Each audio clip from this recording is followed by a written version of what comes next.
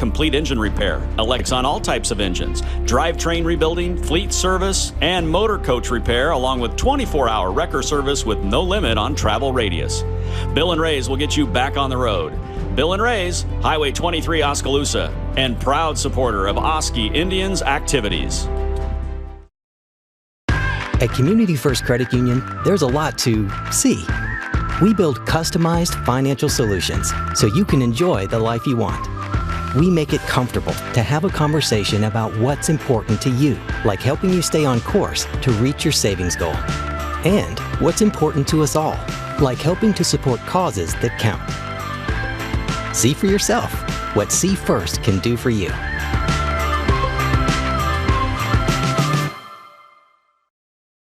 My name is Amanda Seeley, and I've been coming to Dr. Schuster's office for 15 years now. I'm a mother of 3 little boys, and since having them, they've been coming to Dr. Schuster's office in Oski Dental. It's been really seamless. I expected a little few hiccups, but he just has this approach that they're very comfortable again. You're the best! We're gonna shoot for being a lifelong patient. For nearly 40 years, Musco has specialized in the design and manufacture of sports and large area lighting solutions. From neighborhood ball fields to international speedways, Musco is committed to providing cost-effective lighting solutions and services you can rely on. For your budget, for the environment, Musco Lighting, we make it happen. Whether you have great credit, not so great credit, or even no credit at all, everyone is welcome at Craig Ford in Oskaloosa. And if your credit score is not so great or even bad, we have the vehicles with extra rebates and incentives to help you rebuild your credit and get you into a nice, dependable vehicle. So whether your credit is great or not so great, let my staff at Craig Ford in Oskaloosa help get you into a nicer, more dependable vehicle. It's more than an education. It's more than a degree. William Penn University is alive with opportunity. Opportunity in a diverse student body. Opportunity in a staff that works with your budget. Opportunity in over 30 programs of study. Opportunity in a classroom where your voice is heard. Find your future and the opportunities waiting for you. Start your planning today at wmpenn.edu and see why William Penn University is alive with opportunity.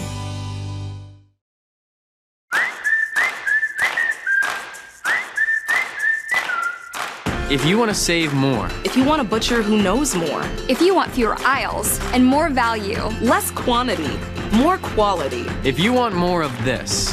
And this. And this. This is Fairway, and this is how we do more. Putting our all into meat and grocery. Putting our all into meat and grocery. Putting our all and more into meat and grocery.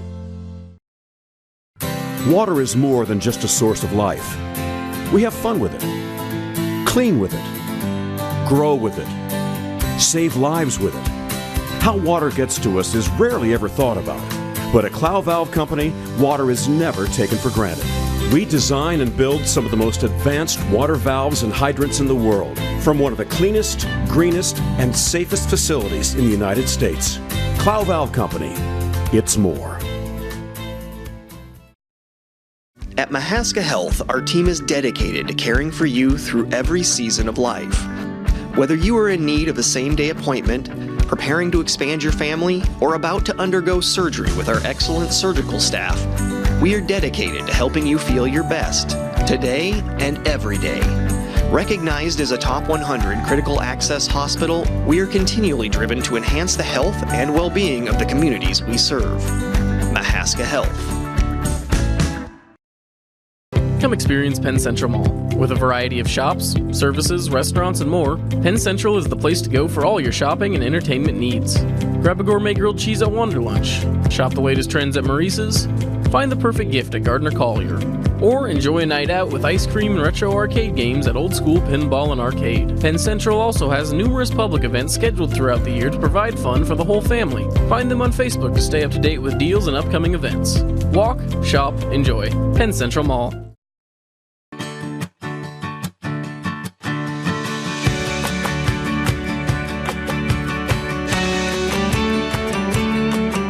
In Oskaloosa, see your good neighbor State Farm agent Wendell Campbell for your insurance and financial needs. You're sure to save big at Hy-Vee now that hundreds of items are on low price lockdown and price decline. Lockdown prices won't change unless they are lowered, and any item marked with a red arrow means you will save big. Come get deals on seasonal items already on your list at Hy-Vee, where there is a helpful smile in every aisle. When he's not nursing residents with special needs, James' passion is improving his family residence. Hillary?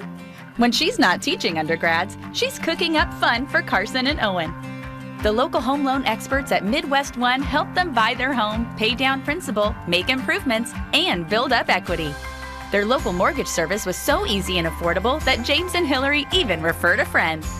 For local mortgage service, choose Simply Better Banking from Midwest One.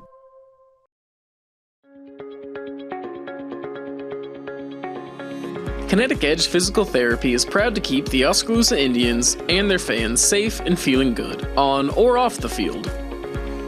Kinetic Edge Physical Therapy is the expert in injury care, orthopedics, and sports rehab. Kinetic Edge offers friendly and knowledgeable professionals who will get to know you and your goals to help you get back to doing what you love in no time. Find out more at kineticedgept.com. Edward Jones is a proud sponsor of the Oskaloosa Indians on the Indians Network. I'm financial advisor Jennifer Main. I'm financial advisor Austin Norris. I'm financial advisor Amber Coffey. I'm financial advisor Jason Rosenbu. I am financial advisor Brandon Kane. I'm financial advisor Michael Bush. Call us today at 1-800-ED-JONES or visit edwardjones.com. Edward Jones, making sense of investing, member SIPC. Every morning before my family and I head out the door for the day, we tell each other to be the one. It's a challenge we make to each other to step up and show kindness when we have the opportunity. I'm Mike Sitzma, funeral director here at Bates Funeral Chapel. I see families in some of their toughest times. However, I get to see our community at its best through the outpouring of love and support they show those affected by loss. I challenge you to join me and my family to look for opportunities daily to be the one.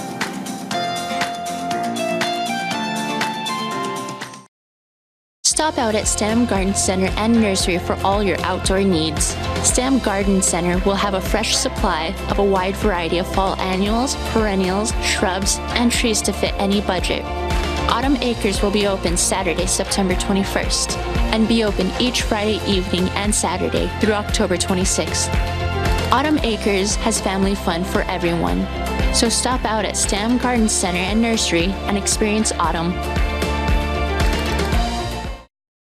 At Gardner Collier Jewelry, our goal has always been to provide you with the very best jewelry for your money. From plain gold wedding bands to the most exquisite diamond ring, Gardner Collier has it. Our huge selection is sure to exceed your expectations, and our service is second to none. From sterling silver fashion jewelry to the one-of-a-kind diamond fashion piece, Gardner Collier can fill your jewelry desires. For the very best value in fine jewelry, choose Gardner Collier, Quincy Place Mall, Ottumwa, and Penn Central Mall, Oskaloosa. Hi, this is Michael, owner of the Wood Iron Grill in Oskaloosa on South 11th Street, your home for chef-inspired cuisine. From the delectable food that we serve to our gracious hospitality, the Wood Iron Grill provides a warm atmosphere with panoramic views, multiple seating options including our spacious bar where you can enjoy custom-crafted cocktails while watching your favorite game, including live Oskaloosa sporting events on one of our many TVs. Proud to call Oskaloosa home and proud to be awarded the best burger in the state. For extraordinary flavor and impeccable service, it doesn't get any better than the Wood Iron Grill. Check out our events and specials calendar online or on Facebook. With 16 bays and several trained technicians, Bill & Ray's operates the finest diesel engine repair and towing service in Southeast Iowa. They perform complete engine repair, electronic diagnostics on all types of engines, drivetrain rebuilding, fleet service, and motor coach repair, along with 24-hour wrecker service with no limit on travel radius. Bill & Ray's will get you back on the road. Bill & Ray's, Highway 23 Oskaloosa, and proud supporter of Oski Indians activities. At Community First Credit Union, there's a lot to see. We build customized financial solutions so you can enjoy the life you want. We make it comfortable to have a conversation about what's important to you, like helping you stay on course to reach your savings goal. And what's important to us all, like helping to support causes that count. See for yourself what See First can do for you.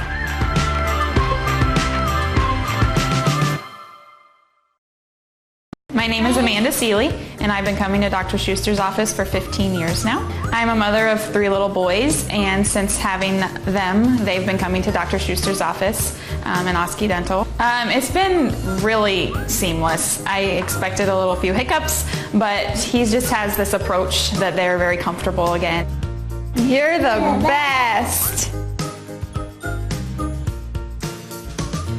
We're going to shoot for being a lifelong patient. The Indians Network starts now. Brought to you by Fairway, Gardner Collier, STAM, William Penn University, Kinetic Edge, Mahaska Health, Wood Iron Grill, Musco, Craig Ford, Penn Central Mall, Edward Jones, Midwest One, Plow Valve, Oski Dental, Bill and Ray's, Bates Funeral Chapel, Penn Central Eye Clinic, Community First Credit Union, and Wendell Campbell of State Farm. Get ready for Oskaloosa High School sports on the Indians Network. Live sports. Local content. Student-run broadcasts. MCG, Oskaloosa News, and Thunder Country KIIC bring you the Indians Network. Presented by Craig Ford.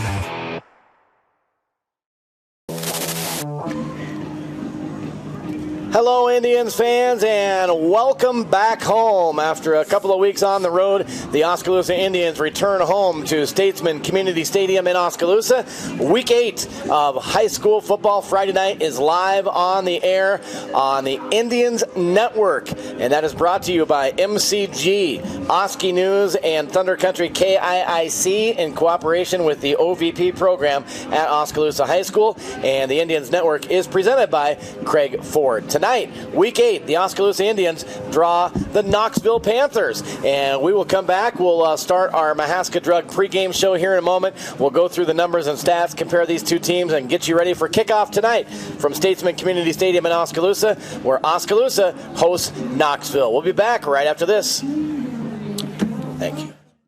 Whether you have great credit, not so great credit, or even no credit at all, everyone is welcome at Craig Ford in Oskaloosa. And if your credit score is not so great or even bad, we have the vehicles with extra rebates and incentives to help you rebuild your credit and get you into a nice, dependable vehicle.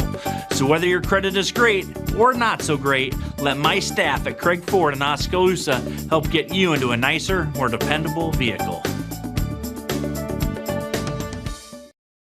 Go Hawks! Go Cyclones! Go to Mahaska Drug in Oskaloosa for all things black and gold and cardinal and gold. It's one of the largest collections of sports gear for both teams anywhere in the state. Mahaska Drug has it all. It's a fun store to shop, loaded with ideas to make life a little entertaining, a little more enjoyable, and it's all in one store. Hawkeyes! Cyclones! Hawkeyes!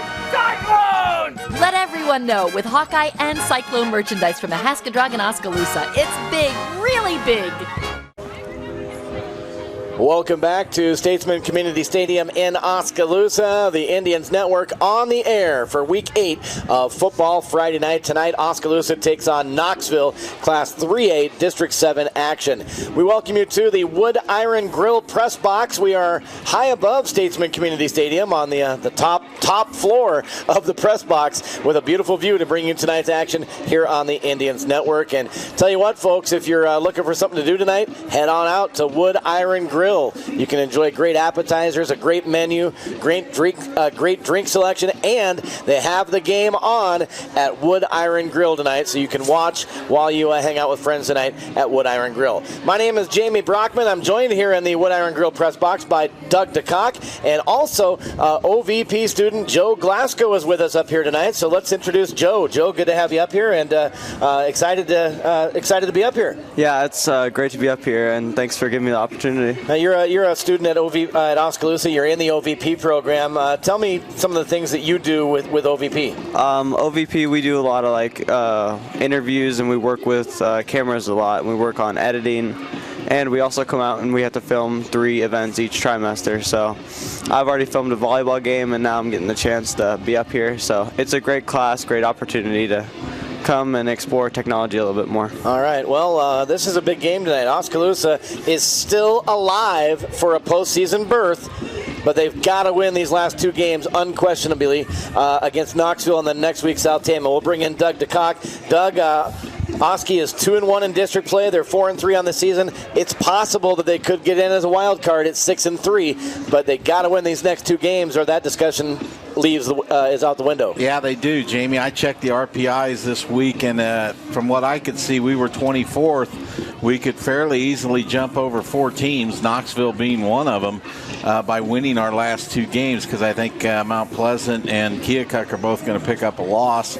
So that put us up to 20th, and 16 teams make it. So Oskaloosa, as you see on political night, on election night, first 4 in, first 4 out, or last 4 in, first 4 out, is going to be right on that bubble. Yeah, I talked to Coach Jake Jenkins today, and I kind of asked him, what are you thinking? What have you got figured out? And he thinks that after tonight they might jump up into the teens in the RPI possibly. And he thinks after next week, assuming we win tonight and assuming we win next week, he thinks Oskaloosa will be in that 15 to 18 range in the final RPI, which will put us right on the bubble, literally, to get into the 3A postseason. So first things first, we got to beat Knoxville tonight, and the Panthers are here. Knoxville started out the season 4-0. They were red hot. That's their first 4-0 season, and I don't know, a start to a season, I don't know how long. Since then, they've went 1-2 in district play. So 4 of their 5 wins came prior to district play. They're 5-2 overall and 1-2 in the district. And Joe, I know you're familiar with some of the key players on Knoxville's team. They bring a lot of speed, and they've got a lot of power on the offensive line. Oh yeah, their offensive line is huge. I've heard it from players all week that's the main focus, is that they gotta not let that O-line dominate them on the defensive end. And also, you just really have to watch out for Kieran Nichols. I got to play basketball with him this summer, and I know the type of player he is. His first step's so quick you think it's his second. Yeah, he's fast. Kieran Nichols is the quarterback for Knoxville, and he's also the leading rusher. 106 carries, 507 yards, and 6 touchdowns on the ground. Doug, Knoxville is a team that does not go to the air a lot, and probably even less tonight, because we've got winds gusting up to 25 miles per hour tonight. So when you're playing into the wind, you can pretty much take the pass game out of the mix. But Knoxville is 35 of 72 through the air this year, 416 yards, 3 touchdowns, 5 interceptions. But they've rushed the football 282 times for just under 1,600 yards and 17 touchdowns. They have a punishing ground attack, and our defense has got to be ready for that tonight, Doug, especially on the corners where we have struggled all year. Yeah, but I think against the rush, our defense has improved. Washington, we just got gashed left and right. But since that game, our defense has kind of picked it up a little bit. Last week against Pella, we had, I think it was 4 straight 3-and-outs in the third quarter against Pella. And so we were fine against the rush. It was the pass that caught up to us. So we'll have to keep that in check. And as Joe mentioned, Kieran Nichols is one of these special athletes. He's not big. He's a junior at 5'11", 165, but he is a fantastic basketball player, and he's very athletic. And I played great track athlete too. Yeah, I played against his dad, who was just a fierce competitor back in the 80s, and I'm sure Kieran's probably the same way. So he's going to give it all you got. He probably similar to our Tyler Miller. Yeah. Well, Knoxville averages 286 yards a game offensively. Oski averaging 274. It's going to be very interesting to see how Oski comes out and starts this football game after what happened a week ago at Pella, where they just took a thumping, quite frankly, and our offense was pretty much vacant for the most part last Friday night at Pella. Since then, the coaches have went back to the drawing board, and they've made some pretty big changes. And let's talk about that, guys. Let's first talk about our offensive line. That was the number one focus. How do we make that better? And the coaches have done it. They're moving Noah Van Veldhuizen to the line instead of tight end where he's been playing all year. That gives us some good size and fire on the line. And also, Kenny Satimi is listed as a starter. because Colton Butler is a little dinged up. I do see Colton out there in warm-ups, so we'll see which way they go, but could see Kenny back on offense as well. I think that's a change we needed. Our offensive line has struggled. We'll see if that fires them up tonight. Yeah, for sure. You could especially see with the last game, there were some problems with the O-line. Pella was getting into the backfield pretty easily. And I think this is a good change. We know Noah has played O-line in the past, and he's big and physical. He'll definitely get in there and do his job. And then hopefully Colton can get back and is ready tonight. And I know he's a game-time decision, so hopefully he can make it. That's a good point, Joe. He touched on it right there. Noah, as a sophomore, I think, played quite a bit on the offensive line. He might have even been the starting center, so that's not a foreign position to him going to the line, and that will make our line a little bit better. Other big changes, we're kind of going back to where we started this season before the injuries and concussions and things. So Will Schultz is back at quarterback.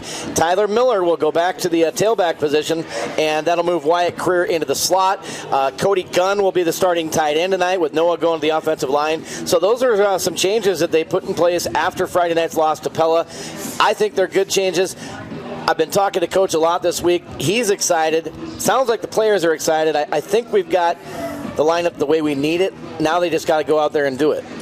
Yeah, and sometimes some change can bring new energy. I mean, we've mentioned it a couple times. It just doesn't seem like the energy is there in the players. You know, you play big games, you gotta get psyched up, you gotta be pumped up to play, and they seem a little flat. So maybe these changes will spark a little bit of enthusiasm into these guys, and they'll come out tonight. Because to be quite honest with you, they're going to need it.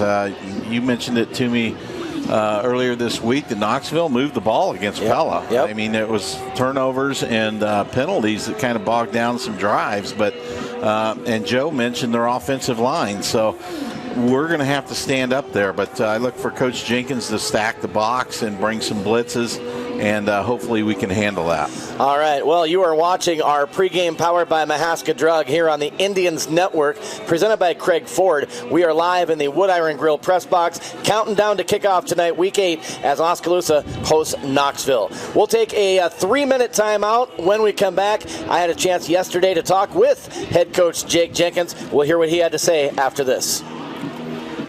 Stop out at Stam Garden Center and Nursery for all your outdoor needs. Stam Garden Center will have a fresh supply of a wide variety of fall annuals, perennials, shrubs, and trees to fit any budget. Autumn Acres will be open Saturday, September 21st, and be open each Friday evening and Saturday through October 26th. Autumn Acres has family fun for everyone, so stop out at Stam Garden Center and Nursery and experience autumn. At Gardner Collier Jewelry, our goal has always been to provide you with the very best jewelry for your money. From plain gold wedding bands to the most exquisite diamond ring, Gardner Collier has it. Our huge selection is sure to exceed your expectations, and our service is second to none. From sterling silver fashion jewelry to the one-of-a-kind diamond fashion piece, Gardner Collier can fill your jewelry desires. For the very best value in fine jewelry, choose Gardner Collier, Quincy Place Mall, Ottumwa, and Penn Center Mall, Oskaloosa. Hi, this is Michael, owner of the Wood Iron Grill in Oskaloosa on South 11th Street, your home for chef-inspired cuisine. From the delectable food that we serve to our gracious hospitality, the Wood Iron Grill provides a warm atmosphere with panoramic views, multiple seating options, including our spacious bar where you can enjoy custom-crafted cocktails while watching your favorite game, including live Oskaloosa sporting events on one of our many TVs. Proud to call Oskaloosa home and proud to be awarded the best burger in the state. For extraordinary flavor and impeccable service, it doesn't get any better than the Wood Iron Grill. Check out our events and specials calendar online or on Facebook. With 16 bays and several trained technicians, Bill & Ray's operates the finest diesel engine repair and towing service in Southeast Iowa. They perform complete engine repair, electronic diagnostics on all types of engines, drivetrain rebuilding, fleet service, and motor coach repair, along with 24-hour wrecker service with no limit on travel radius. Bill & Ray's will get you back on the road. Bill & Ray's, Highway 23 Oskaloosa, and proud supporter of Oski Indians activities. At Community First Credit Union, there's a lot to see. We build customized financial solutions so you can enjoy the life you want. We make it comfortable to have a conversation about what's important to you, like helping you stay on course to reach your savings goal. And what's important to us all, like helping to support causes that count. See for yourself what See First can do for you.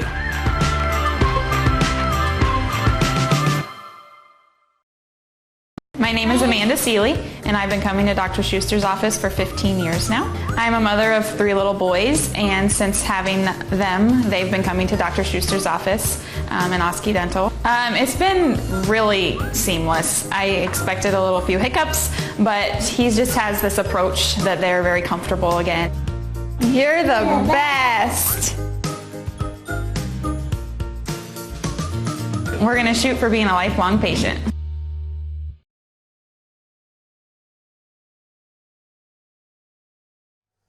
Welcome back to our pregame powered by Mahaska Drug here on the Indians Network, presented by Craig Ford.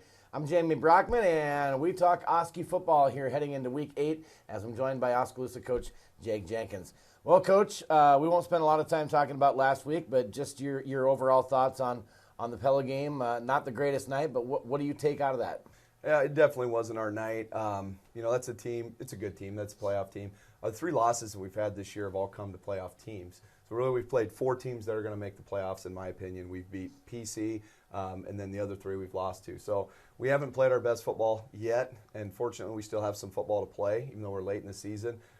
Defensively, we did some things okay. We had some big stops. We had a lot of 3-and-outs. Got the ball in a couple of bad positions, which unfortunately they scored off of. And so that hurt us, and then we were unable to generate consistent offense, which hurt us as well. So, like I said, it wasn't our night.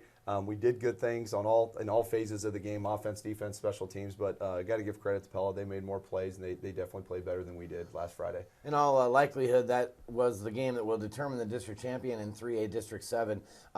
So at this point, I guess I'll just ask the question. I know you're not looking this far ahead yet, but are we still playoff eligible at this point if we win our next 2? We're in the hunt.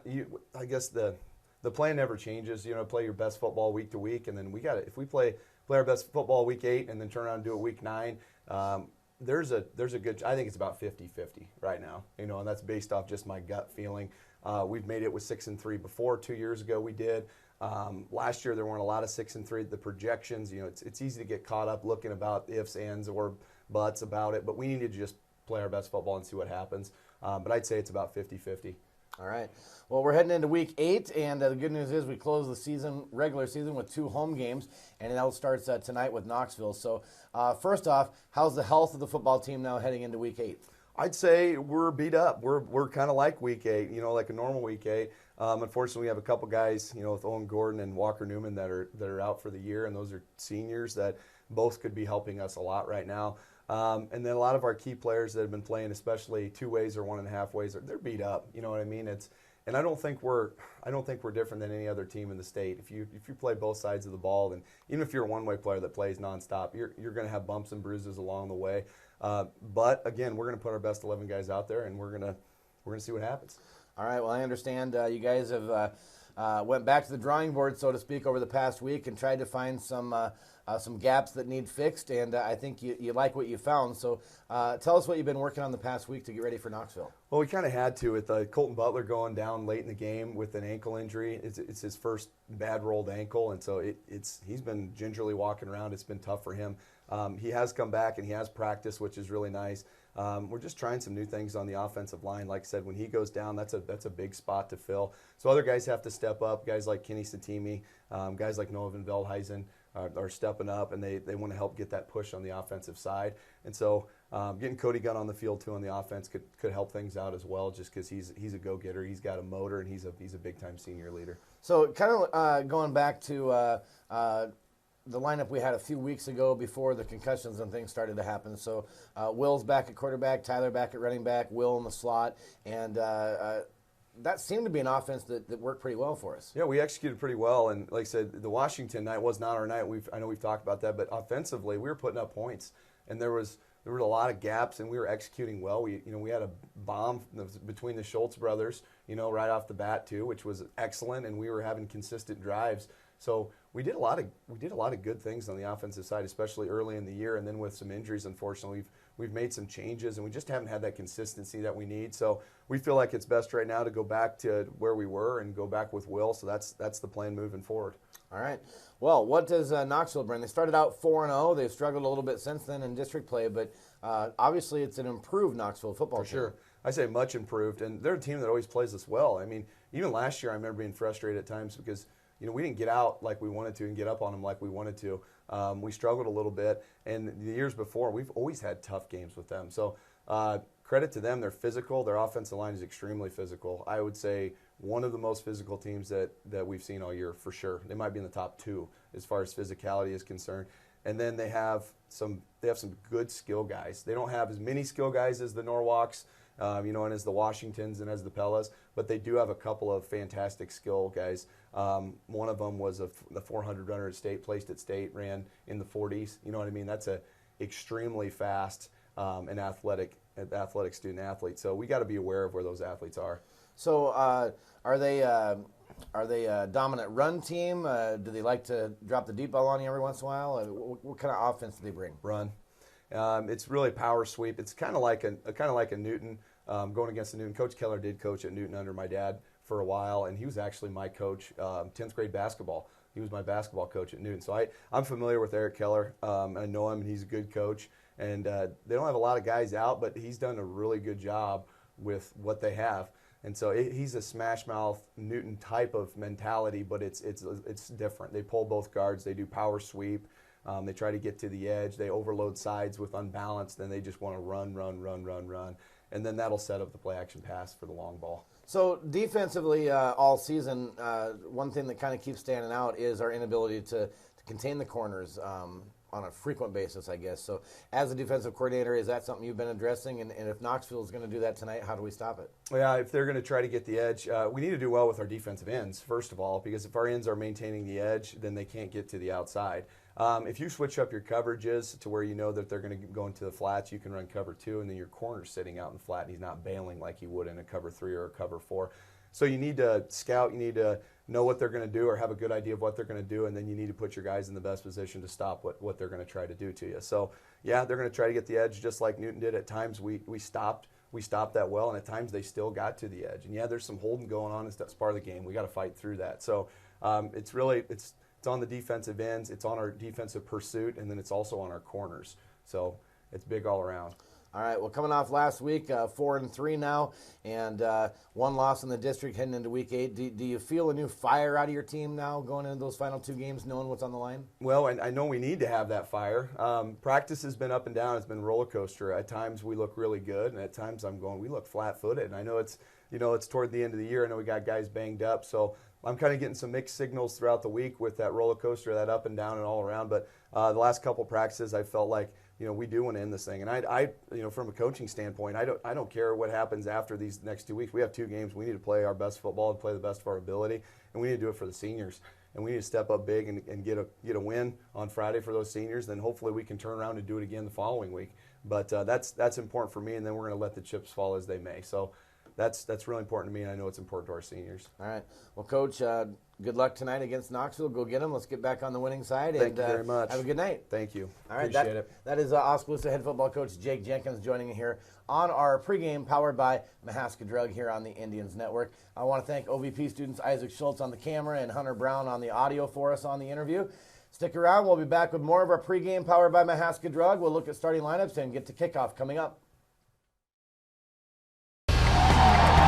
For nearly 40 years, Musco has specialized in the design and manufacture of sports and large area lighting solutions.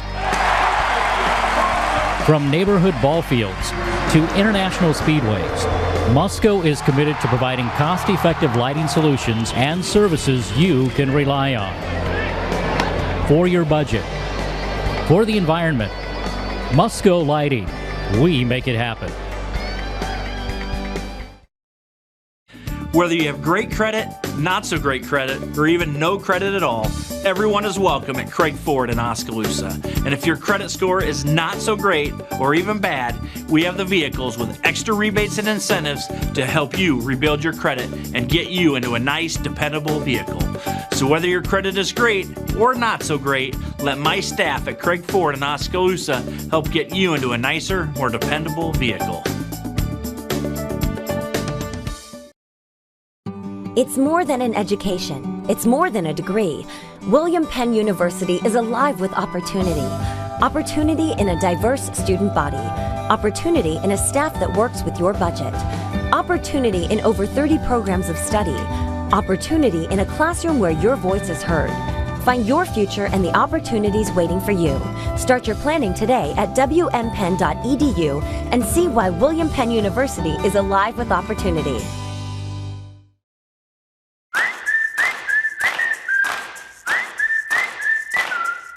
If you want to save more. If you want a butcher who knows more. If you want fewer aisles and more value. Less quantity, more quality. If you want more of this. And this. And this. This is Fairway, and this is how we do more. Putting our all into meat and grocery. Putting our all into meat and grocery. Putting our all and more into meat and grocery. Water is more than just a source of life. We have fun with it, clean with it, grow with it, save lives with it. How water gets to us is rarely ever thought about. But at Clow Valve Company, water is never taken for granted.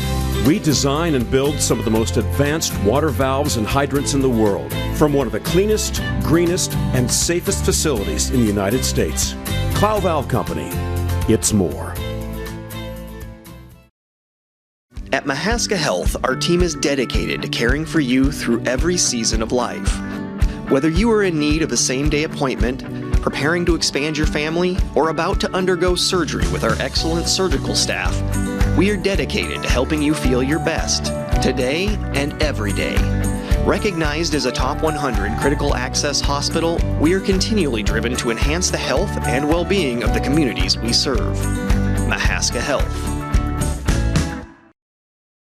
Come experience Penn Central Mall. With a variety of shops, services, restaurants, and more, Penn Central is the place to go for all your shopping and entertainment needs. Grab a gourmet grilled cheese at Wanderlunch, shop the latest trends at Maurice's, find the perfect gift at Gardner Collier, or enjoy a night out with ice cream and retro arcade games at Old School Pinball and Arcade. Penn Central also has numerous public events scheduled throughout the year to provide fun for the whole family. Find them on Facebook to stay up to date with deals and upcoming events. Walk, shop, enjoy. Penn Central Mall.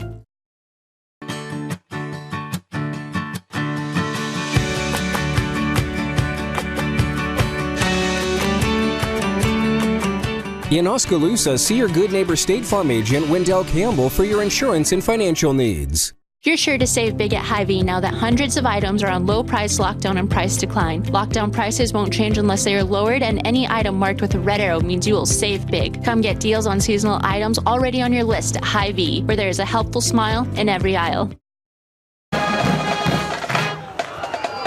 All right, welcome back, everybody, to Statesman Community Stadium here at the Lacey Athletic Complex in Oskaloosa.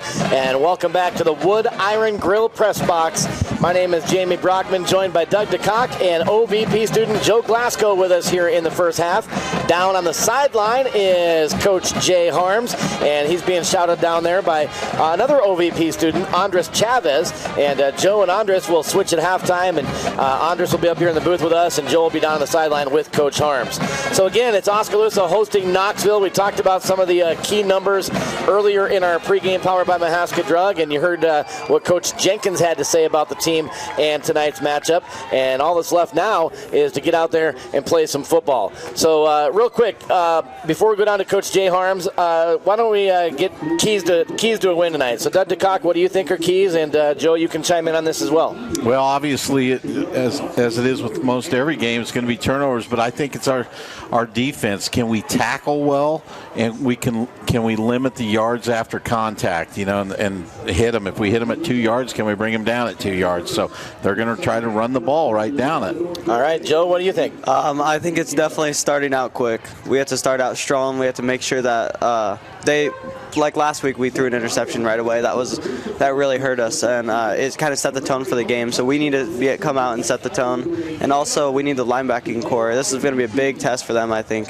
They need to tackle on the edges and contain some big plays. Absolutely. All right. Well, it is week 8 of high school football. A lot of times this time of year, you're looking at temperatures in the 30s. You're bundled up more than you'd like to be. But it is not bad for week 8. It's a little windy, but let's go down to the sideline for our conditions report, weather conditions report here as we get ready for kickoff. And this is presented by Totalscape Lawn Care in Oskaloosa. Coach Jay Harms. Yeah, what do you mean, you guys? It's not bad. Come down here and stand with Andres down here right now. But the big thing, guys, right now we're looking at, it's 61 degrees right now, and we have some pretty brisk winds. 12 miles. The wind gust is going to be a big key tonight here, and anywhere from 20 to 25 mile-an-hour wind gust. The real key you might see with that, we won the deferred, so we're going to be kicking off. And we're going to have the wind to our back. Then let's see if maybe we can kick some long field goals tonight, guys. I think we get the chance. You're going to see Aaron Foot.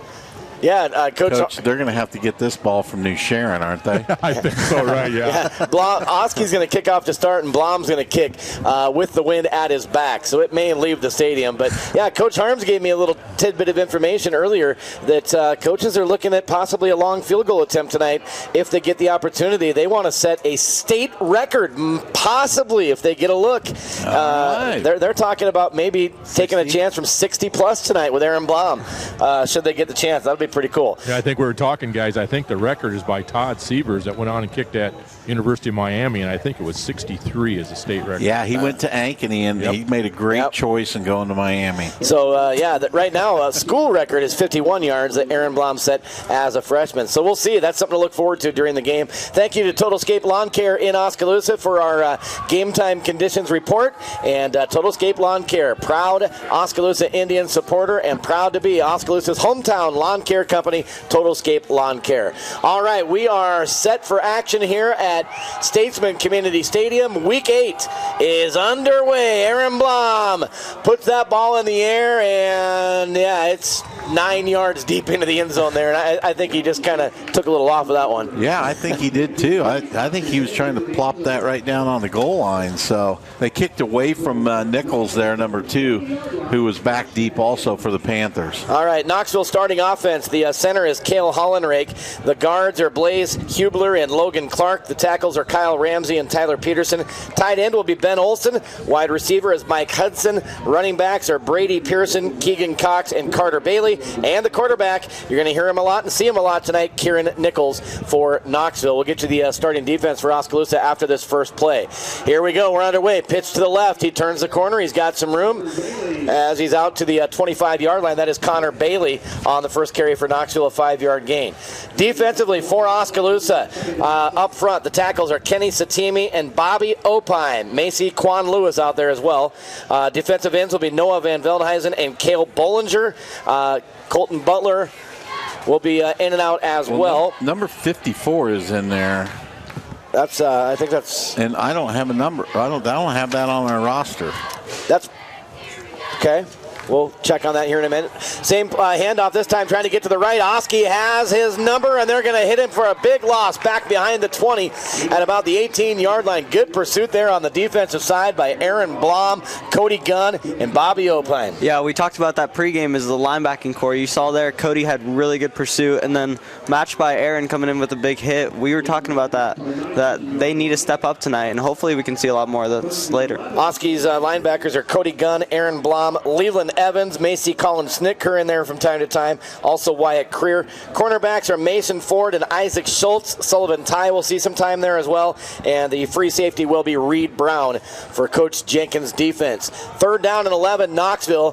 Quarterback rolling to the left, throws on the run. It's a high throw, but his receiver does make the grab at the 26, 27-yard line. That's a gain of 8. It's going to set up a 4th and short. I think I figured the mystery player out. Who's that? Noah Van Veldhuizen. Aha. He's usually number 87. Well, if he's going to be playing on the line, he's got to have a 50s or 60s number. So, okay. And I saw the way he was running. I'm pretty sure that's Noah. I think you're right. All right, so 4th and short for Knoxville. Line of scrimmage is the 26-yard line, so they are going to punt the football, and they're punting into the wind, a stiff wind, and It's going to be a short punt. Good field position for Oskaloosa. They'll take over 1st and 10 at their own 47-yard line. So the Indians' defense came out strong, Joe. 3 and out, just what we need. Yeah, this is definitely the start we needed. The offense hopefully can come out and match it. They have the ball in Knoxville territory already, and we might be in field goal range. Yeah, exactly. The wind is at our back here. And I'll tell you what, Doug, this is where, after the struggles we saw last week, the changes that have been made to the line, Colton Butler is starting, by the way, on the line tonight. Good to see that. We got to score quick here. Take it to him right away. 1st and 10 at the 47-yard line for Oskaloosa. Creer coming in motion from the left side. They're going to hand it to him on the jet sweep. Makes a cut, makes a guy miss. He's at the 45, forward to the 44 and 43-yard line. That's a gain of 4 for Wyatt Creer on the jet sweep. Well, this is where our offense, I think, is so much better off with Schultz there, because now you got Creer, who's a good runner, as he showed when he was at tailback. So you have him and Miller as potential runners, and you can spread the field a little bit. You got more weapons here. All right, Oskaloosa looking to the sideline for their play. They've got 2 receivers split to each side. Shotgun for Will Schultz. Tyler Miller back in the backfield. 9:20 to go in the opening quarter. Here's the handoff to Tyler Miller. Straight ahead, angling to the right side, following blockers across the 40 to the 38-yard line. A gain of 6. Good blocking up front there by that line. Yeah, that's one thing I've saw already. We got a really, really good push up front, and that is a big key tonight. Oh, looks like we're going tempo here. That's something new also. Yeah, Coach did mention that they're going to hurry it up more tonight and not always stand and look to the sideline. Just shy of the first down, and Will Schultz on a quarterback keep, and he's going to be short. He's going to be short. He's going to lose a little bit of yardage, I think. Well, Blom over here on the sidelines, guys, he's looking at Coach Jenkins and see what we're going to do here, but I think we're going to go ahead and go for it. Well, it would be a 55-yard attempt from here with the wind at Blom's back, but I think they want to score a touchdown early. Yeah. 4th and 1, Oskaloosa from the Knoxville 38-yard line. You've got Reed Brown split wide to the left. Wyatt Creer and Isaac Schultz are out to the right. Cale Holmberg's in there at the fullback position. 4th and short for Oskaloosa. Creer coming in motion, and they snap it to Schultz. Schultz follows blockers, turns, makes a couple of guys miss, and then gets a big run across the 35 to the 32-yard line. A gain of 7 there for Will Schultz and a first down. Good job by Schultz reading the blocks there. He made a little move towards the inside, then bellied it to the outside, and he was able to get plenty of yards for the first down. First down, Oskaloosa now at the 32 of Knoxville. And Will Schultz looking to throw for the first time on the slant, looking to his brother Isaac, and it's in and out of his hands and intercepted by Knoxville. Knoxville intercepts it on the bobble pass by Isaac Schultz, and they're going to return it back near the 35-yard line. An early turnover for the Indians. That was just kind of an unfortunate play. Isaac got caught off guard a little bit by the hit and bobbled it, and he picked it up almost looked like off the ground, but I think he caught it right before. That was a good play by their secondary. Yeah, Will put the ball there, and it kind of, Isaac bobbled it, and then as he was trying to corral it in, got hit, and the Knoxville defender just happened to be in the right place at the right time, so big turnover for the Panthers. That is the 12th interception this season for Knoxville. They take over 1st and 10 at their own 35-yard line. Quarterback's going to keep it himself. Coming to try to get to the corner. Oskaloosa shut down the corner. Good job by Mason Ford and Aaron Blom, who were there protecting that corner. And he's going to get just a short gain of 1 at the 36-yard line. We're really stacking the box, you can already tell. We're making sure that we stop that run game because we're not really concerned about the pass, especially with the wind in our face to start the game. That is Kieran Nichols. He is the quarterback for Knoxville. He's also their leading rusher once again, as he has carried the football now 107 times for 508 yards and 6 touchdowns this year. Yeah, Colin Snitker's in there, the linebacker, along with Leland Evans. Twin receivers to the left for Knoxville. Misdirection play straight up the middle there. I don't know if that's a broken play or what. It looked kind of ugly, but the pile is just a short 1-yard gain. I'm not even sure who had the football there. Well, I think it was Nichols, but looks to me, Jamie, that Knoxville's going to have a tough time scoring on us tonight. All right, it sets up a 3rd and 8 for the Panthers at their own 37-yard line. 7:10 to go here in the opening quarter. Knoxville has the football after a interception on Oskaloosa's first drive. Big play here for the Oski defense. 2 receivers to each side. Shotgun for Nichols. He's looking to throw. Can't find anybody. Dancing around in the backfield. Drops the football. The football is loose. Oskaloosa's on it at the 30. The Indians recover that loose football. It just laid there, and Oskaloosa finally found it and jumps on it. So a turnover followed by a turnover. Right back to Oskaloosa. Good pressure by the defense here. As you'll see, they're getting a good push. Kenny Satimi up the middle, and they stayed in their lanes pretty well. Van Veldhuizen kind of went in, but Nichols he lost it. Looked like he was going to throw it a little bit, and it slipped out. Cale Bollinger recovered the fumble for Oskaloosa, and Kenny Satimi with the pressure there on Nichols. It looks like we were in a cover 2 man. I'm sorry, go ahead, Andres. Suffered a hand injury on that play. Okay. I think he's talking about Nichols, possibly. All right, here's Wyatt Creer with the football, trying to get to the outside, turn the corner, flags fly, and line of scrimmage was the 30. He only gets 1 yard, but there is a flag flying from the backfield, which usually indicates a hold. So Andres down on the sideline reported there, were you talking about Knoxville's quarterback with a possible hand injury? Oh, he was going ahead, and here, I'll let him go ahead with what he was trying to say here, Jamie. Okay.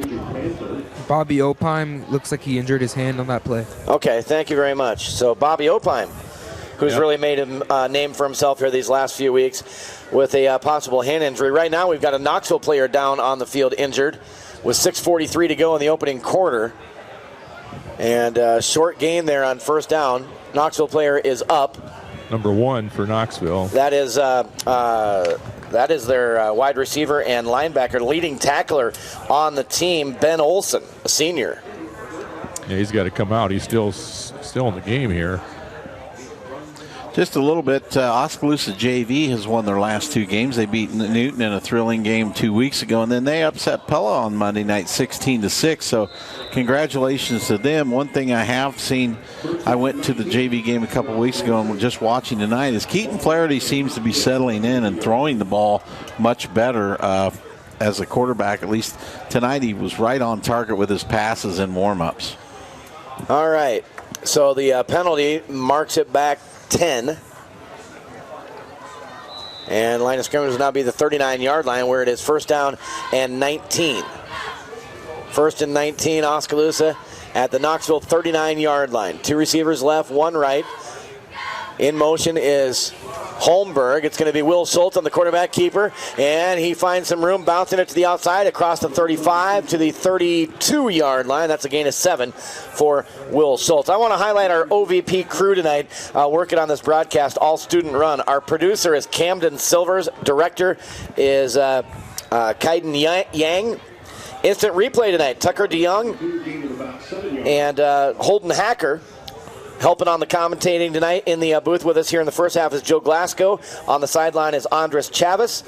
Running camera 1, we've got Mason Meter, Max Orduna, Emma Lynn, and Kyle Hoyt. Camera 2, it's Devin Allen, Aiden North, Jacob Steck, and Alex Christ. And camera 3, Cale Hoover, Jasmine Lieb, Chris Schultz, Dylan Hampton, and Brock Swanson. And, of course, under the direction of Kim Geil. Nice run there by Tyler Miller to the outside, and he's going to be out of bounds across the 20 into the Eye Care Partners red zone.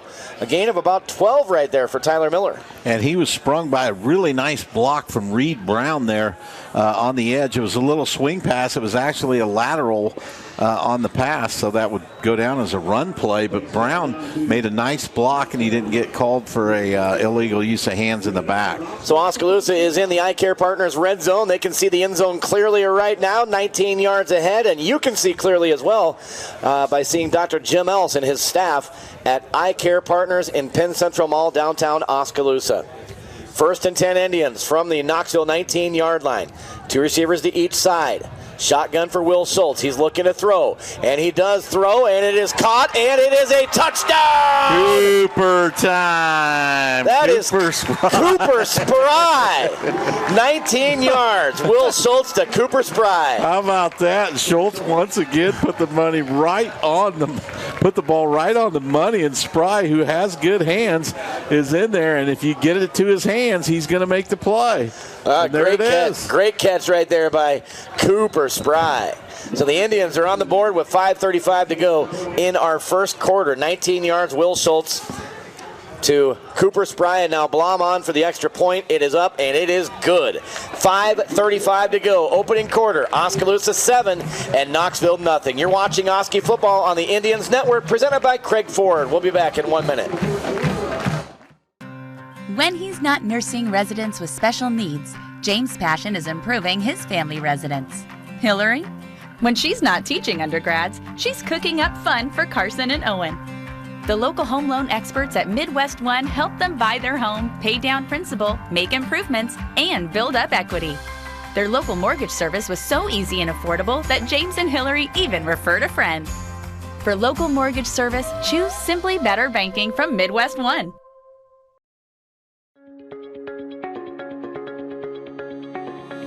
Kinetic Edge Physical Therapy is proud to keep the Oskaloosa Indians and their fans safe and feeling good, on or off the field. Kinetic Edge Physical Therapy is the expert in injury care, orthopedics, and sports rehab. Kinetic Edge offers friendly and knowledgeable professionals who will get to know you and your goals to help you get back to doing what you love in no time. Find out more at kineticedgept.com. We are back in the Wood Iron Grill press box. Oskaloosa scores with 5:35 to go in the first quarter. They lead now 7-0. So Oski threw the interception on their first possession. A ball bobbled by Isaac Schultz, intercepted by Knoxville. Knoxville returned the favor on a fumble recovered by Cale Bollinger. And then Oskaloosa turns that into the touchdown on 19 yards from Will Schultz to Cooper Spry. So you see the arm and the accurateness there of Will Schultz at quarterback. And Joe, pretty cool to see Cooper Spry get a score. Yeah, he had some big catches against PC in the first game, if you guys remember, down on the goal line, and it was great to see him get his chance to make a big catch in a big game. All right, Knoxville takes over 1st and 10 at their own 20 after the touchback. I don't know that we ever gave you the Oskaloosa starting defense. We'll do that in a minute. Ooh, hole on the left side and across the 25 out to the 28. That's going to be an 8-yard gain on first down. So the Oski defense, up front you've got Kenny Satimi, Bobby Opheim. Yeah, we did actually go through it. Bobby Opheim. And then the defensive ends are Noah Van Veldhuizen, Cale Bollinger. Linebackers Cody Gunn, Aaron Blom, Leland Evans, Wyatt Creer. Cornerbacks Mason Ford, Isaac Schultz, and the free safety Reed Brown. And some other guys shuffling in off and on. There's a run on the left side, just a straight handoff, and nowhere met. Teamy with the bear hug. Yep, the tradition, that's his signature move, the bear hug slam tackle. He didn't get a slamming, but he bear hugged him and rode him on down. So, yeah, it looks like Colin Snitker's in there. He's been in there quite a bit now. So, Coach trying to get less two-way playing by some of his offensive stars here, which he'd be in for Creer. Yep. All right, it is 3rd and short here. 3rd down and 3 for Knoxville. Another big play for the Oski defense. Quarterback Nichols rolling right, looking for somebody to throw. He does. It's caught at the 40, immediately wrapped up and tackled by Oskaloosa, but it is a first down for the Panthers. On the tackle there was Isaac Schultz, also Leland Evans in on that one.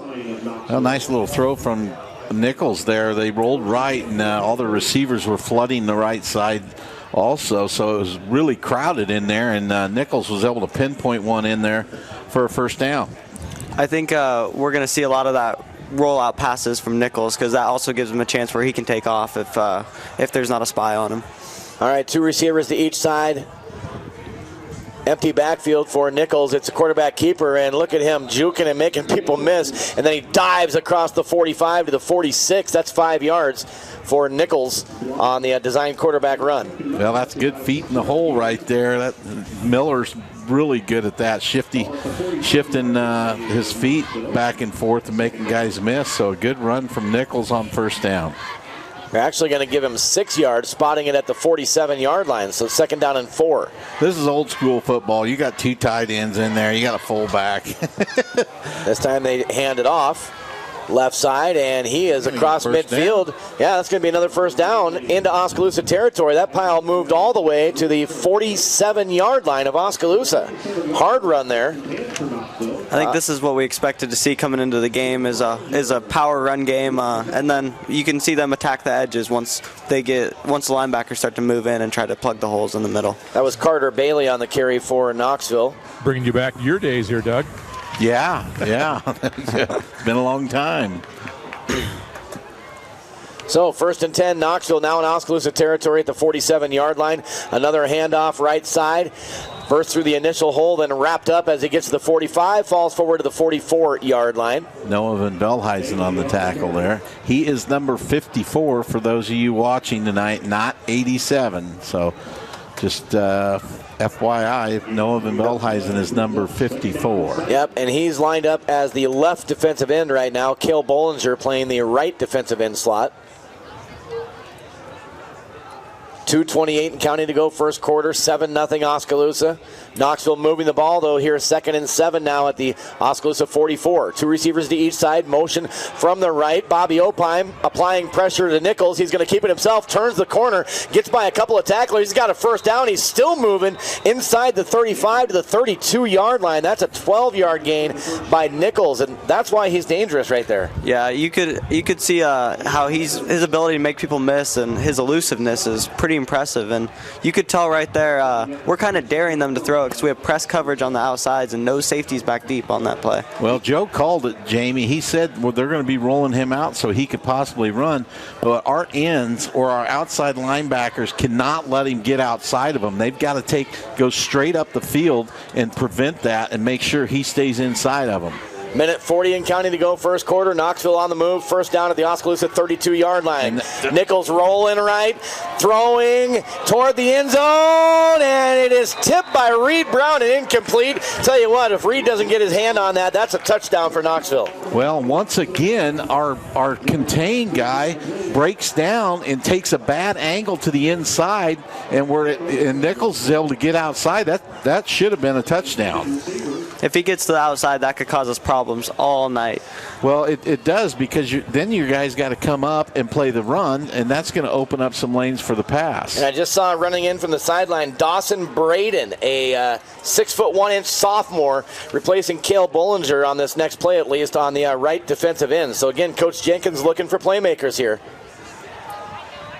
So we'll see what the sophomore can do. 1.5 minutes to go first quarter. 2nd and 10 Knoxville at the Oskaloosa 32. It's a quick pitch, and he cuts it back inside. He's across the 30 to the 29. That's a gain of 3 yards. And on the carry there, that was Carter Bailey, the senior for Knoxville. Well, I think Dawson Braden's in there replacing the guy who didn't take the good angle. So Coach Jenkins not happy with it, and he's going to make a switch. And as he's done in previous games, he's going to keep rotating until he finds somebody that's going to stay in their lanes and do their assignment. And I see on the sideline Bollinger talking with Walker Newman right now. Of course, Newman is out with a knee injury. Looks like his season is over, but he's still down there supporting his teammates, and he's advising Cale Bollinger on playing that right side defensive end. There's another throw on the run by Nichols, and it is caught on the far sideline. It's going to be a short gain at the 28, a gain of about 2. No, it was an incomplete Or incomplete, pass. I'm sorry. Okay. This is an interesting situation. 4th and 8, and I don't think they have the kicker that we do. No. And especially into the wind. I definitely see them going for it on this. Now, they are 4 of 4 on field goals this year, but as long as 35 yards. So from here, you're looking at 47 into the wind. That makes it about a 60, yeah. Yeah. So they are going to go for it here. 4th and 8 at the Oskaloosa 30. It's really their only choice. And it's a quick handoff. Ball comes out. Oskaloosa's on it. Doesn't matter. We would have taken over on downs anyway, but Oski did cover the fumble, I believe. And the Indian defense holds again after Knoxville moved the football. And we will take over 1st and 10 at our own 33-yard line. So, guys, mentioned in the pregame that Knoxville moved the ball against Pella, but got shut out 24-0 for reasons like that. They just moved the ball well on us, but they come up empty. Well, what part of it was they had the home run ball. I mean, it was just barely underthrown. So they had what they wanted, and they missed their chance. And when you run an offense like this, when you get your chance, you got to hit it. Otherwise, then you're going to leave yourself with long yardage, and this offense isn't designed to pick up chunks of yards. Oski has the football, 1st and 10 at their own 30. Tyler Miller dancing in the backfield, looking for his opening. Now goes straight ahead to the 35-yard line, a short 2-yard gain. 30 seconds to go here in the opening quarter. Oski 7, Knoxville nothing. And Oski will come to the line of scrimmage with 2 receivers right, 2 left. Shotgun for Will Schultz, Tyler Miller in the backfield. And movement up front Flags fly. Knoxville pointing toward Oskaloosa. We'll see which way this goes. Is it encroachment on the defense? Nope. Procedure on us. It's gonna go against Oskaloosa, 5 yards.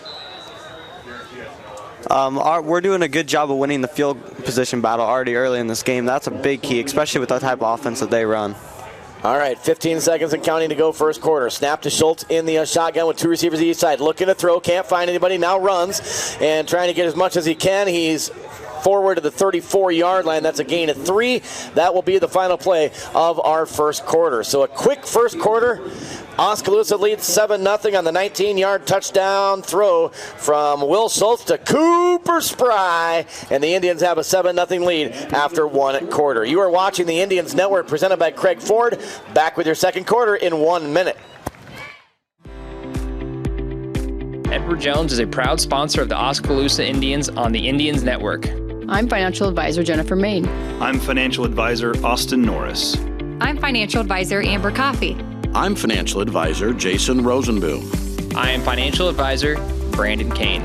I'm financial advisor Michael Bush. Call us today at 1-800-ED-JONES or visit edwardjones.com. Edward Jones, making sense of investing, member SIPC. Every morning before my family and I head out the door for the day, we tell each other to be the one. It's a challenge we make to each other to step up and show kindness when we have the opportunity. I'm Mike Sitzma, funeral director here at Bates Funeral Chapel.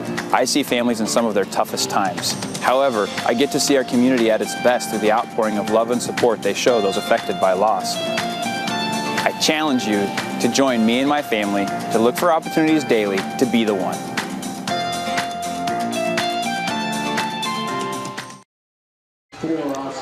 Back to start the second quarter here in Oskaloosa. Welcome back to the Wood Iron Grill Press Box. I'm Jamie Brockman with Doug DeCock and OVP student Joe Glasgow. On the sidelines, we have Coach Jay Harms, and he's joined by OVP student Andres Chavez. 3rd and 9 for Oskaloosa at their own 34-yard line to start the second quarter. 3 receivers right, 2 left. 3 left, 2 right, and they throw it to Tyler Miller. Tyler Miller trying to find something. He does. He's got the first down to the 45-yard line. 11 yards from Will Schultz to Tyler Miller. Well, great job by Tyler turning the ball upfield and just getting what he can, and he got enough to get a first down. He didn't try to dance his way to the sidelines. He just turned it up, and nice run by Miller after the catch. First down, Oskaloosa, their own 45-yard line. Will Schultz looking to throw. He's got all day. He finds Miller again, and a little screen pass there in the middle of the field. Miller caught it at the 48-yard line and then was driven way back. But it'll be marked to the 48, a 3-yard gain there on the little screen pass from Schultz to Miller. With the last 2 plays, you can see we go to Tyler. I think everyone's known since his sophomore year, every time he touches the ball, there's a chance. 2 receivers each side this time for Will Schultz on 2nd down and 7. Just shy of midfield at the Oskaloosa 48-yard line.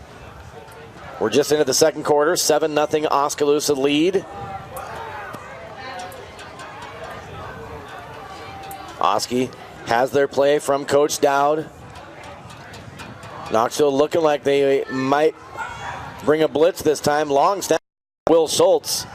Now they do snap it. They give it to Tyler Miller, and he is met immediately and driven back. That's a loss of 3 at the 45-yard line. Knoxville sniffed that out and before it was ever snapped. I was watching here on the monitor, and I'm not sure if Schultz doesn't just give a signal that says, okay, I'm ready, and then the center snaps it whenever.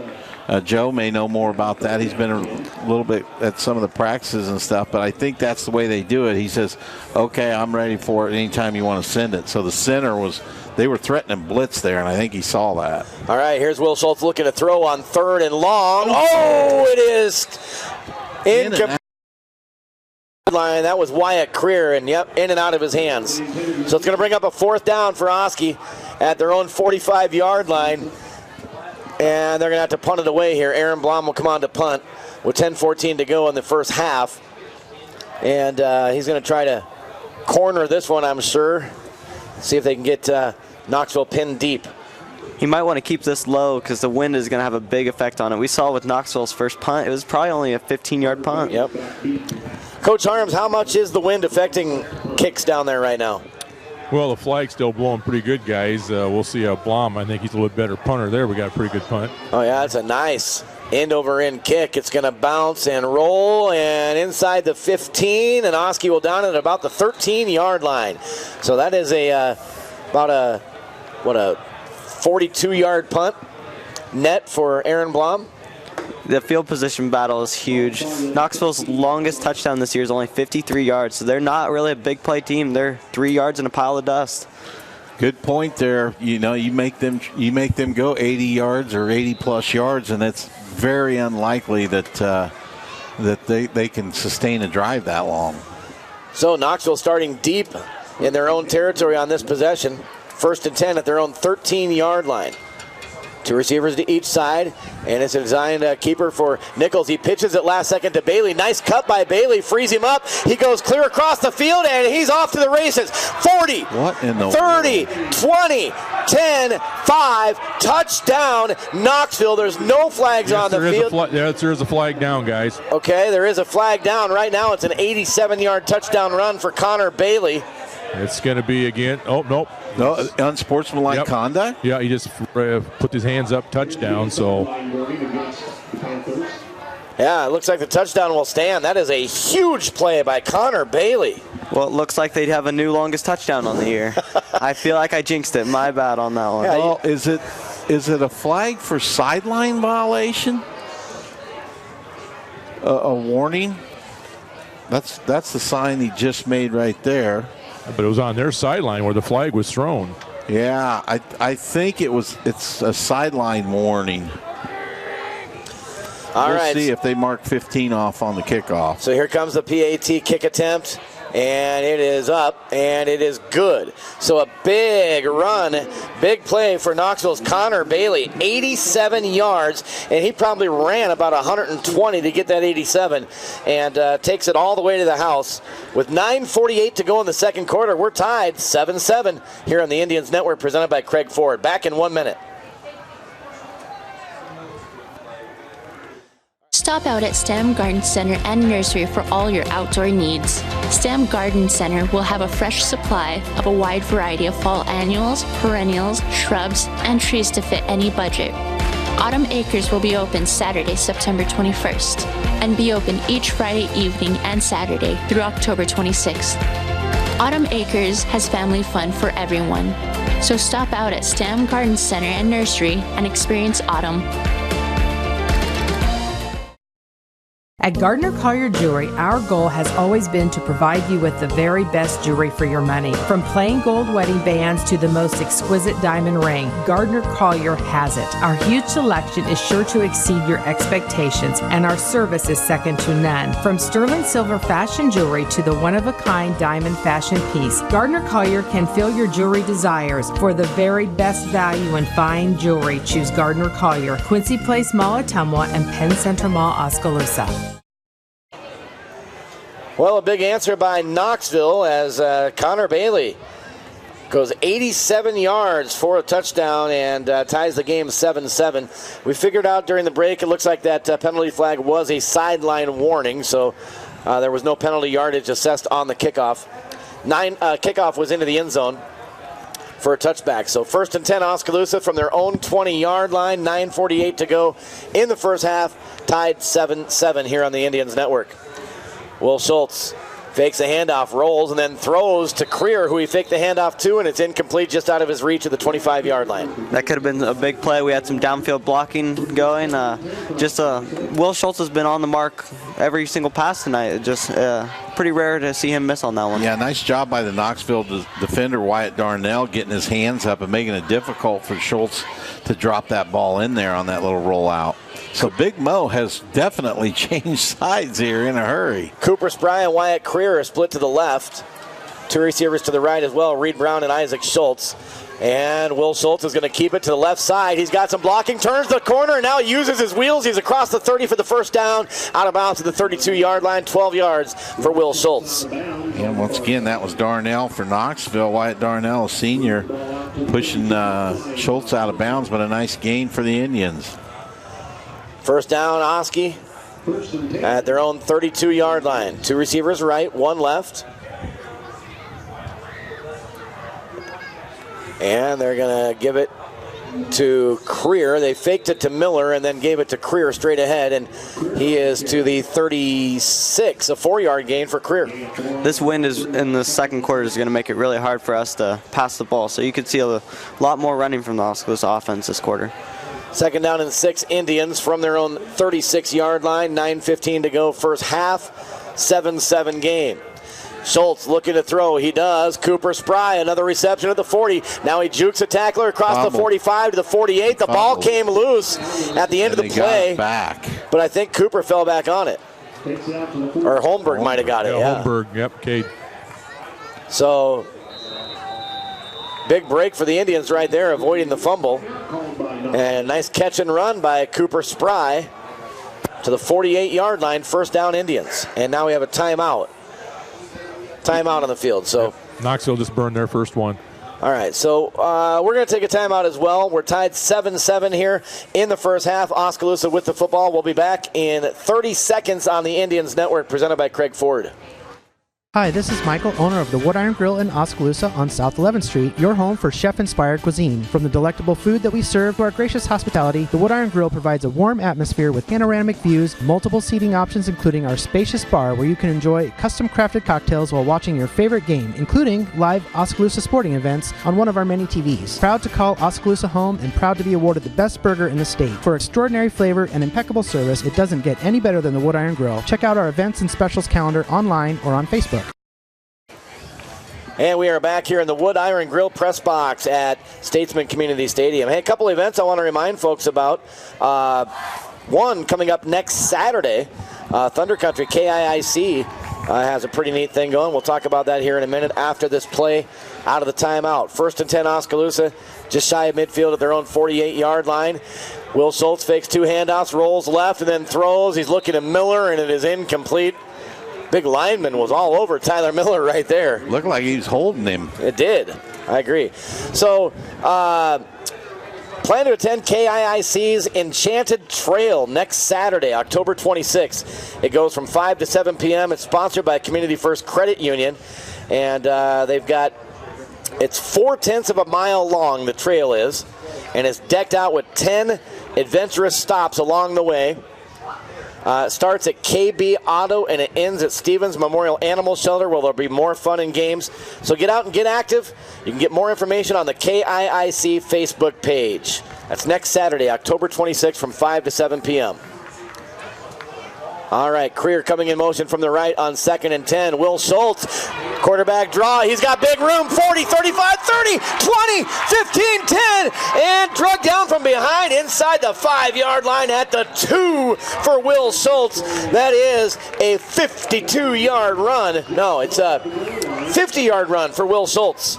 Well, nice play right there. He cuts it up inside of the block. Here we'll watch it. Well, nope. They're in a little bit of a hurry up, so Oskaloosa is probably just going to dive this right up the middle with Miller. Deep in the Eye Care Partners red zone. 1st and goal, Oski from the 2. Snap to Will Schultz. He goes straight ahead. Knoxville shuts him down and drives him back, and that's going to be a loss around the 4. Ooh, a break for Oski because he fumbled. Yep. They're going to say he was down. But momentum was stopped. I don't think running right up the middle against those guys is the best idea. The misdirection's been working really well, even with that 50-yard run, and the blocking on the edges has been great. 2-yard loss, so it's going to be 2nd and goal now from the 4. I wouldn't be surprised to see a short pass right here to get one of our playmakers in the end zone. All right, 2nd and goal from the 4 for Oskaloosa. 2 receivers left, 1 right. Here's a snap to Schultz. He's rolling left. It's an option. He pitches it to Creer. Knoxville's got him in the backfield around the 10-yard line. That is a loss of 6. And it's going to set up 3rd and goal now from the 10-yard line. Well defended by the Panthers. And let's go back and give Kieran and Nichols some credit, because he could have easily given up on that play, and that would have been a touchdown. And now they're looking at 3rd and goal. And that hustle play by Nichols and tackling Schultz at the 2 very well could save Knoxville some points. So Oski's lost 8 yards on their last 2 plays. They're still in the Eye Care Partners red zone, 3rd and goal from the 10. Schultz rolling right, looking to throw toward the end zone. He does. It's intercepted at the goal line by Knoxville. Knoxville intercepts it at the goal line, and they return it across the 5 to the 6-yard line. There's a flag on the ground here. There is a penalty flag on the field right now. It's Knoxville's 2nd interception of the game. Oh, we got a little scuffle here. It'd be their 13th of the season. Holding on the offense declined. I wondered if they were going to play conservative right here because we do have a sure kicker in Aaron, but we tried to take the shot for the end zone. We're definitely trying to capitalize on some points when we can get them. Well, 2nd interception of the first half. And if there's one knock on Will this year, he's had a fantastic year, I think, as a quarterback. But once in a while, he tries to do that, force a ball in where there's just no place for it. Knoxville had it well defended and probably should have just thrown it out of bounds. All right. Hey, also another big event coming up on Saturday, October 26th, out at Craig Ford, who is our title sponsor on the Indians Network. Drive for your school event, Saturday, October 26th, from 9 to 3.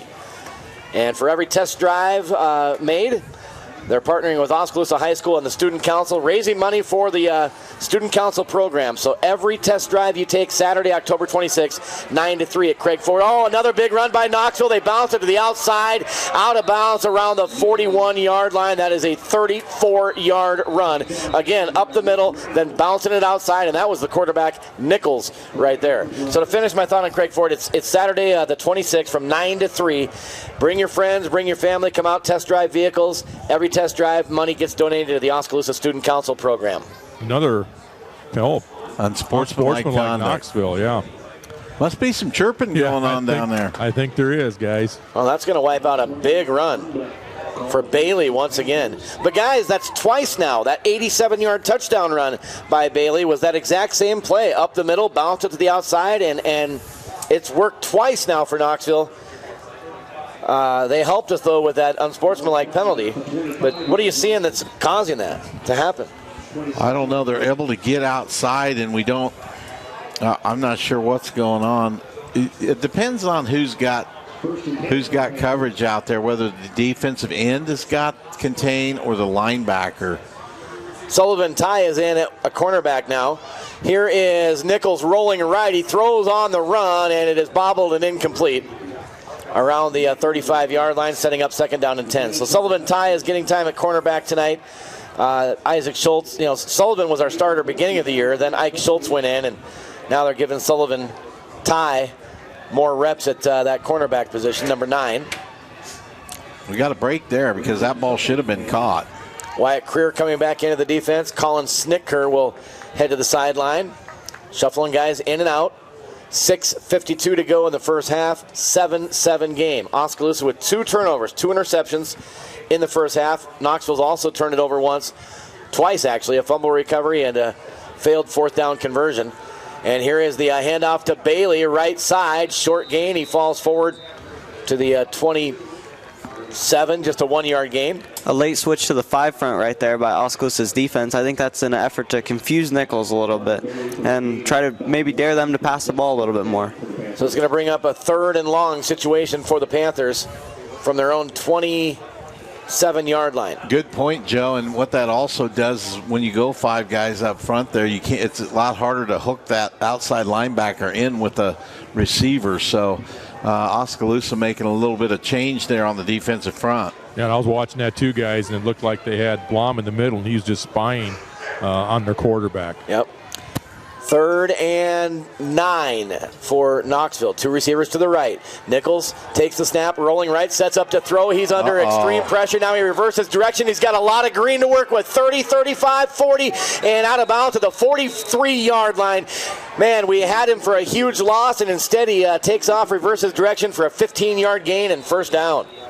He is a talented runner for Knoxville. Blom's down on the field again, probably an ankle here. You could really see Kieran's elusiveness on that play and his awareness. He was able to tell that Dawson Braden was coming off the edge on the other side, took a step back and saw a wide open green grass. He did. He sidestepped. Yeah. He went back and Braden, I think Braden hits Blom there. Yep, they collided. And Blom might have tweaked his ankle on the way down, but great run there nonetheless by Nichols. Blom down on the field right now being tended to. 5:54 to go in the first half. 7-7 game. Oski and Knoxville tied up here. Coach Jenkins told me Thursday he thought it would be a tight first half, and he felt like his team could pull away in the second half. Well, so far he's been dead on as we're tied 7-7. Hey, I do want to remind folks out there that right now is an important time for people that are on Medicare or are aging into Medicare. So if you're a Medicare eligible person right now, I'm talking to you, and I want you to know this is the automatic enrollment period going right now through December 7th. This is where you can make changes to your plans, your prescription drug plans, your Medicare plans, and you need somebody to help you? I'm that guy. Brockman Insurance Solutions. You can call me, 641-670-0346. I work with Humana, United Healthcare, and Aetna, three of the main providers. 641-670-0346. I'll be happy to come visit with you, answer questions, compare your plans, find the best fit for you for the upcoming 2020. All right, Blom comes off the field, 1st and 10 Knoxville at the their own 43. Nichols drops back to throw. He does. It is caught at the 45-yard line. No, he dropped it. That's 2 drops out there in the right flat. Mason Ford was there on the coverage. It'll be 2nd down and 10. It'd really be nice to have Aaron back. You can, if you watch the game closely, you can tell just how much of an effect he has on the game, and especially with the kicking. Yeah, those ankles have been a problem all year. And he's had problems with both of them. Yep. 2nd and 10 Knoxville. Still from their own 43-yard line, 5:48 to go first half. 2 receivers right. Nichols looking to throw again. Drops back. Here comes the pressure. He throws back up the middle. It is caught. Big gain across the 40 at the 39-yard line. That's a nice route and catch there in the middle of the field by Knoxville. That's Mike Hudson, their leading receiver on the season. He has 17 catches, 212 yards, and 2 touchdowns coming in. Well, good job by the Knoxville offensive line. It took a while, and then Westerkamp kind of leaked through, but they did a pretty good job of standing Oskaloosa up right at the line of scrimmage. And Kieran did a good job of stepping up in the pocket and making the throw, even though he was about to get drilled. So, 1st down, Knoxville moving the football again at the Oskaloosa 39-yard line. And reverse direction handoff, bouncing around, trying to get to the 35-yard line. Oski has him wrapped up there, a 5-yard gain. We saw a lot of that same type of plays during the freshman game, and we thought we might see that out of the varsity. And that's Keegan Cox, the ball carrier there. I tell you, Knoxville does have some good runners in that backfield, as Nichols is their leader. But Carter Bailey, 480 yards, 6 touchdowns. Keegan Cox, 315 yards, 3 touchdowns entering tonight. And we've seen both of those, all 3 of those guys with big runs so far in the first half. 2nd and 5, Knoxville from the Oskaloosa 35-yard line. Motion coming from the right. Snap to Nichols. He's rolling toward the left. Now he pitches it. That is Bailey. Bailey with big room again across the 30. He's met at the 25 and down at the 23. 12 yards for Connor Bailey. His older brother, I got a message, plays for the Wartburg Knights, who will be battling Simpson Storm tomorrow in Indianola at 1 o'clock for the lead in the Iowa Conference. The winner of that will have the inside track to the championship and a playoff berth in Division III Iowa Conference football. And Oski, go Knights, go Knights. You betcha. Oski alum Jaden Van Rukel is part of the... He will be there. Jaden will be there. And Seth Howard, Oski alum, threw a touchdown pass and had a long run for Simpson. So there'll be some Oski connections on the field tomorrow. Oh, high snap to Nichols.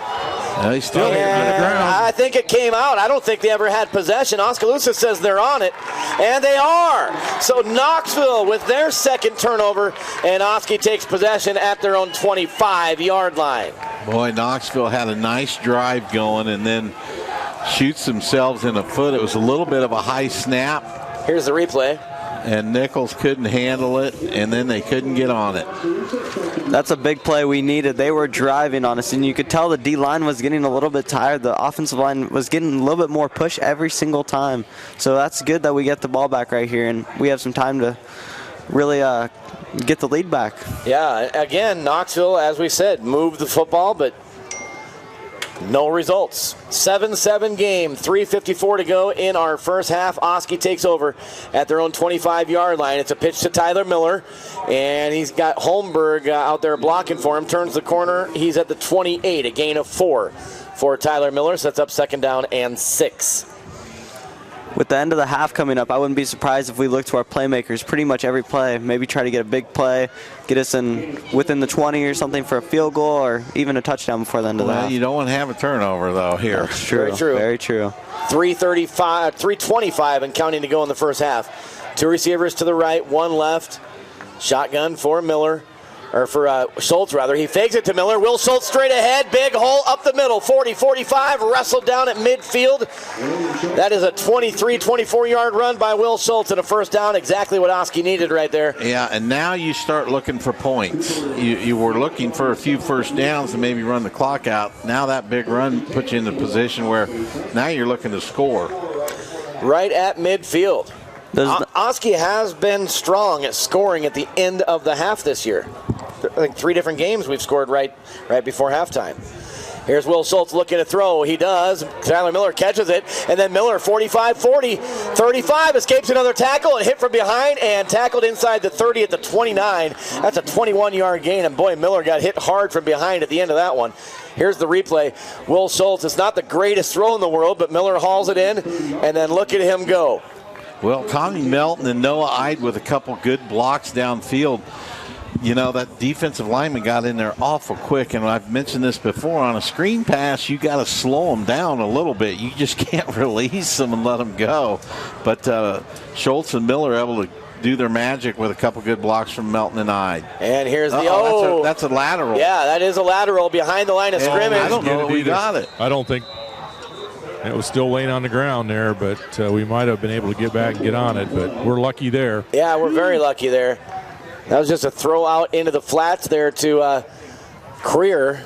Creer didn't catch it, but it was behind the line of scrimmage, so it's a live football. It's just like a pitch, basically. And Oskaloosa gets back on it, but a big loss at the 41-yard line. It's going to be 2nd and 21, 11-yard loss there. Yeah, before that last play, the trainer was over here talking Blom, and then she turned him loose, and he's over here now warming the leg up. All right. So just under 2 minutes to go and counting in the first half. 7-7 game. Line of scrimmage is the Knoxville 41-yard line. 2nd and 21 for Oski. 2 receivers left, 1 right. Snap to Schultz. Schultz fakes the pitch on the option. Makes a couple guys miss. 30, 25, 20. Here goes Will Schultz. 15, 10, 5. And they're going to follow him into the end zone. Touchdown! Will Schultz, 41 yards. Fantastic play there by Schultz. He cut it up. Watch the stiff arm at the end of this run. He cuts inside of the linebacker, and there he goes. There's a good stiff arm there. But watch the stiff arm here. Boom, right there into his chest, and he carries him 8 yards into the end zone. What a run by Will Schultz. 1:34 to go in the first half. Big answer there for Oskaloosa. The Knoxville linebackers are really flowing to all the fakes, and so any misdirection is really catching them off guard. PAT kick by Blom is up. Blocked. And it is blocked. Boy, you don't see that very often. It didn't get up very high. It was a low-line drive. Looked like it barely would have made it through had it even not been blocked. So the PAT blocked, but the touchdown by Will Schultz puts Oski in front. 13-7 over Knoxville with 1:34 to go until halftime. We'll take a 1-minute break. Back with your kickoff on the Indians Network presented by Craig Ford. With 16 bays and several trained technicians, Bill & Ray's operates the finest diesel engine repair and towing service in Southeast Iowa. They perform complete engine repair, electronic diagnostics on all types of engines, drivetrain rebuilding, fleet service, and motor coach repair, along with 24-hour wrecker service with no limit on travel radius. Bill & Ray's will get you back on the road. Bill & Ray's, Highway 23 Oskaloosa, and proud supporter of Oski Indians activities. At Community First Credit Union, there's a lot to see. We build customized financial solutions so you can enjoy the life you want. We make it comfortable to have a conversation about what's important to you, like helping you stay on course to reach your savings goal. And what's important to us all, like helping to support causes that count. See for yourself what See First can do for you.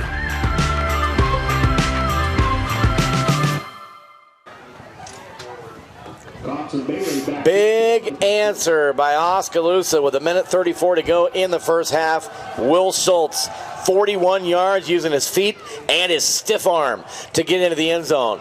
It's a short kick by Blom, keeping it on the ground. Knoxville will pick it up. Keegan McCarty is the return man, and he brings it out to about the 29-yard line.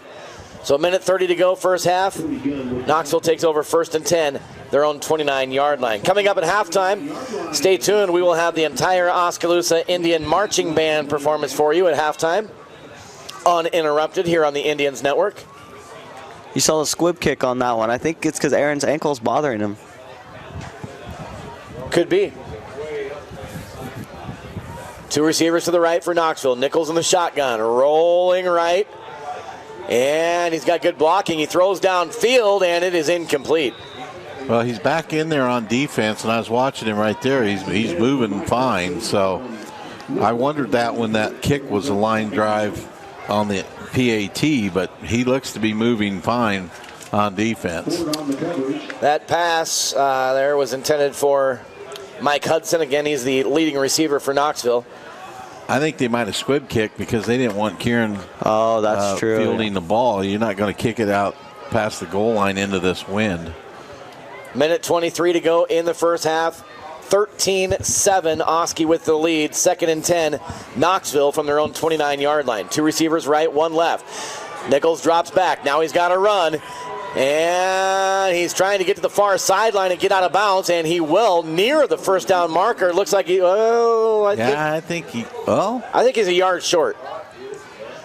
Chain Gang was ready to reset it, but where the official standing, you can see right there on your screen, it looks like it's a yard short.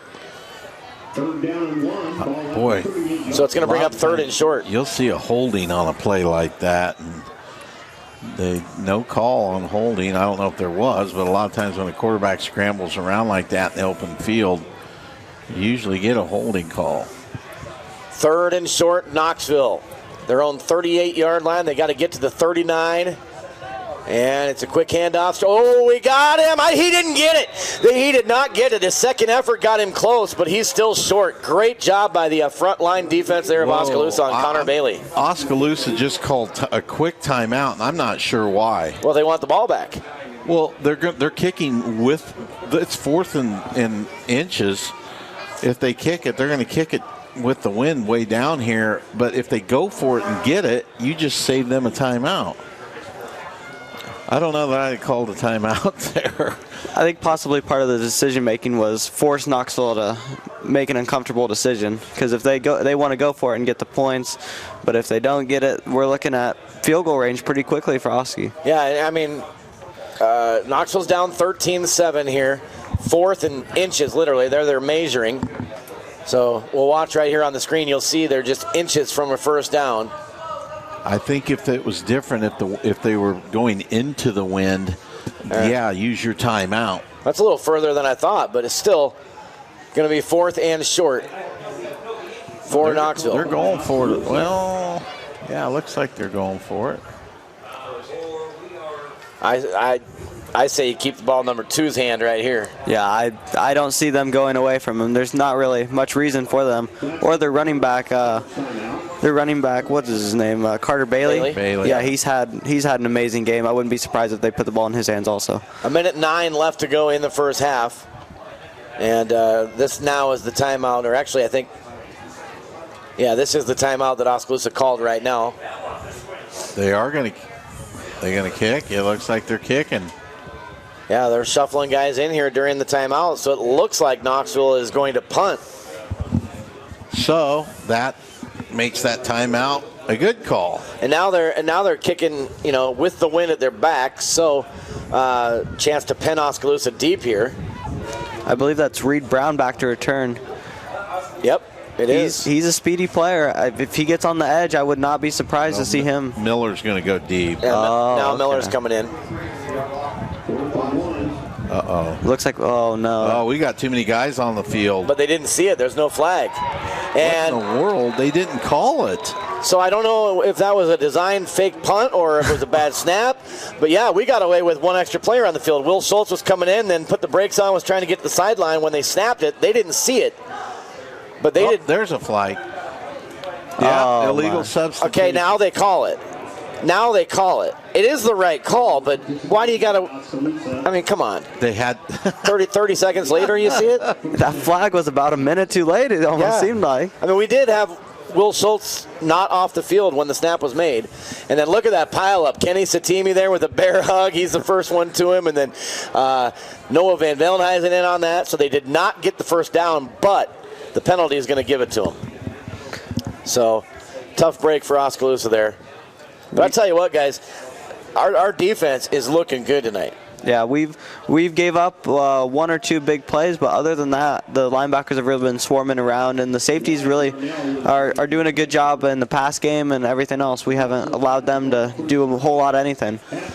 So the penalty moves it just across midfield into Oskaloosa territory at the 49-yard line. First down, Knoxville, 1:04 to go. Again, we stopped them. They did not get the first down, but the clock is running. Knoxville needs to get going. Well, they've got 15 left on the play clock. Yeah, but they got a chance to score now with the wind. Yep.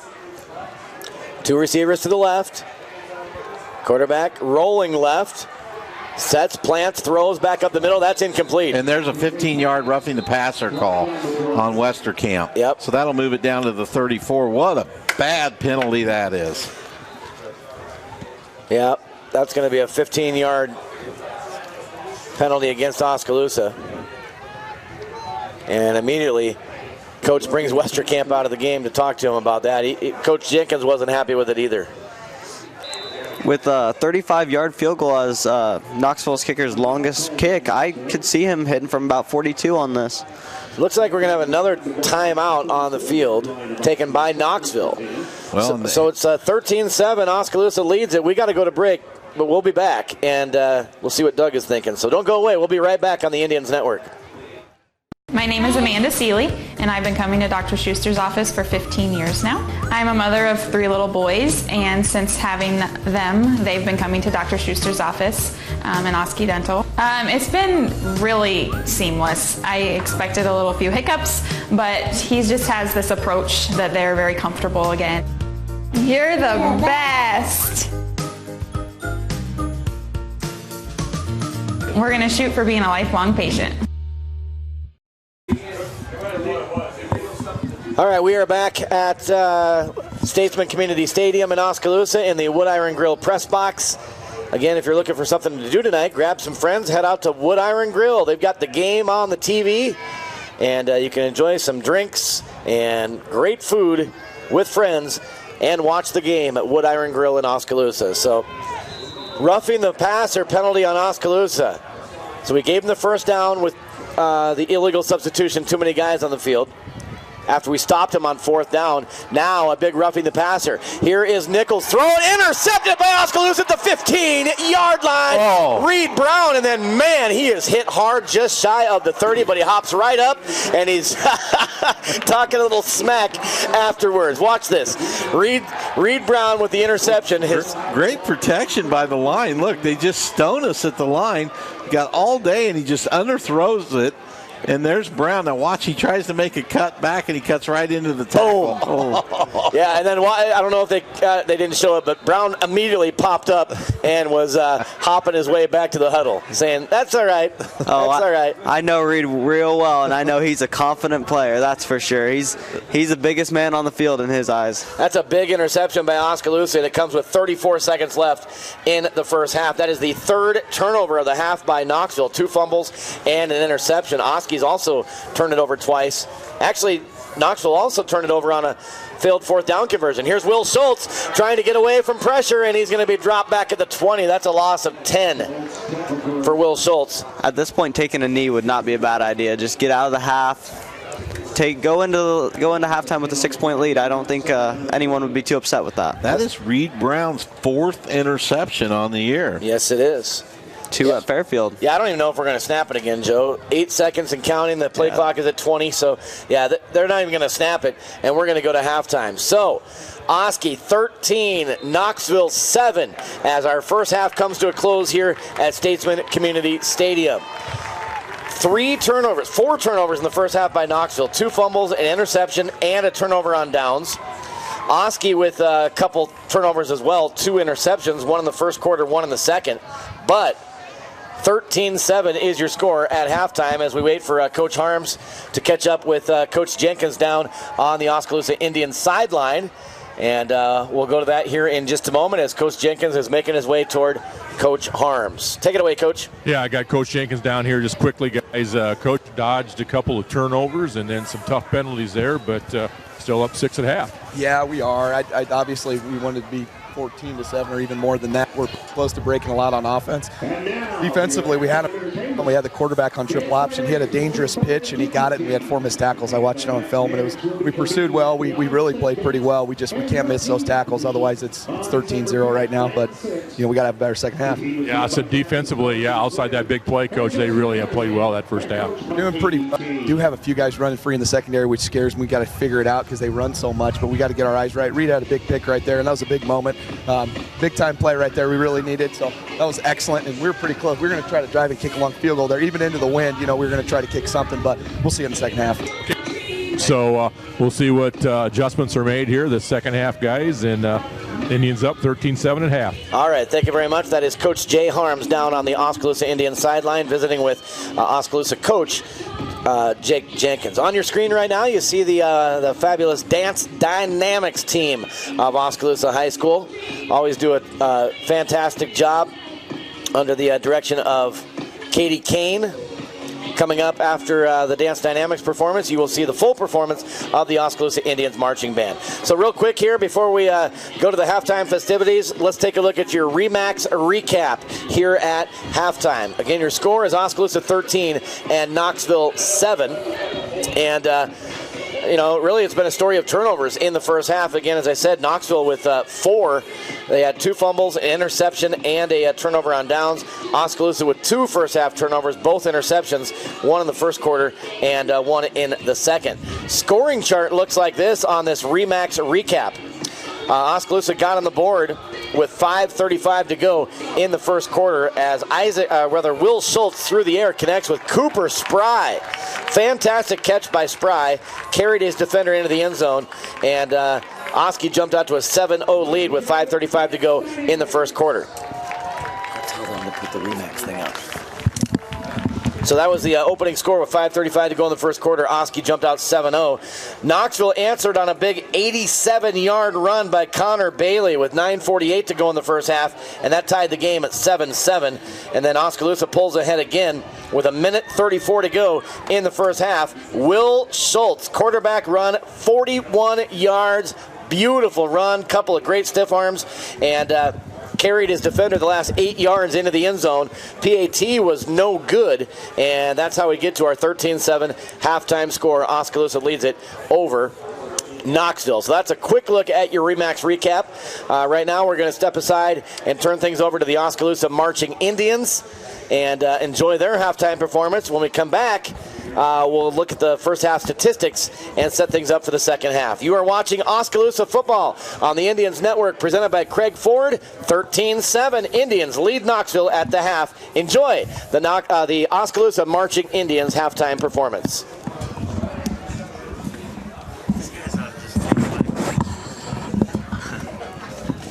Well, I kind of started with you this day, honestly. Nothing against Andres, but you do it much. You're just more versed, and you do exactly what I was talking about. You don't just say something, you expand on it. So you're doing fantastic. You really are. Absolutely.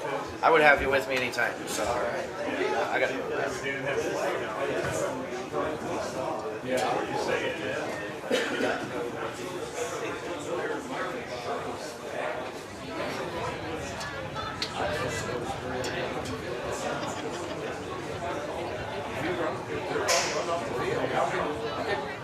What do you have to count there? For one, because you will wait so long. That's why I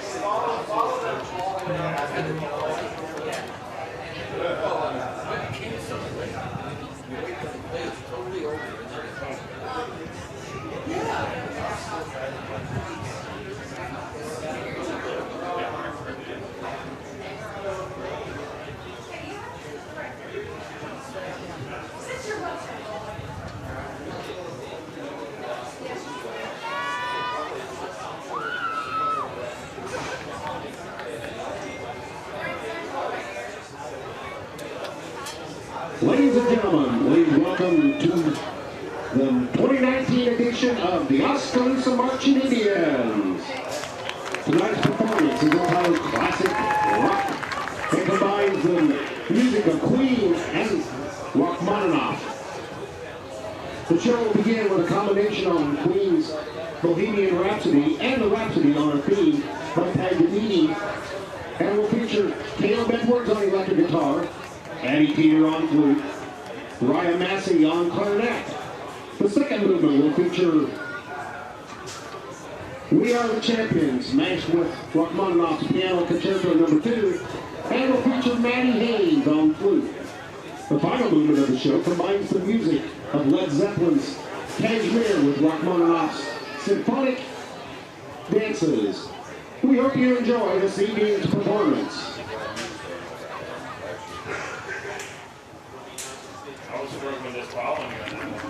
Drum majors Myra Patton and Lindy Slocum. Is the band ready?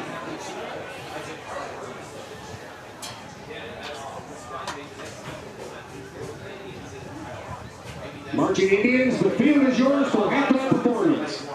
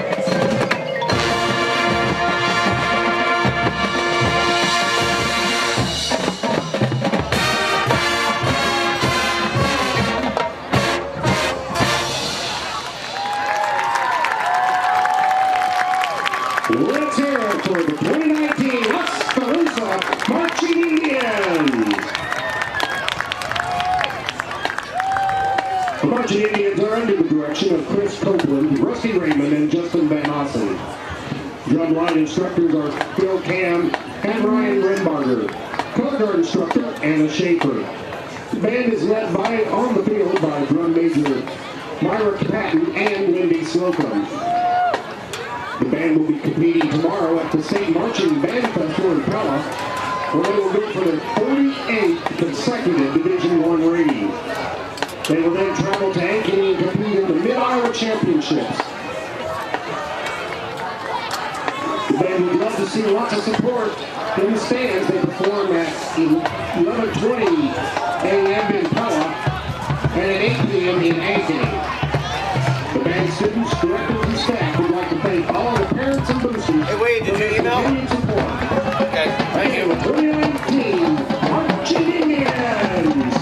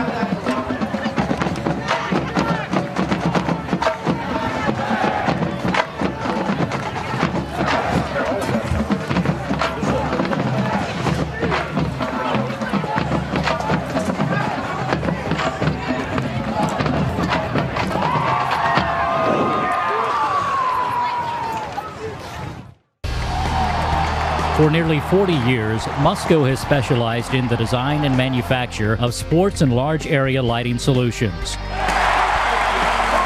From neighborhood ball fields to international speedways, Musco is committed to providing cost-effective lighting solutions and services you can rely on.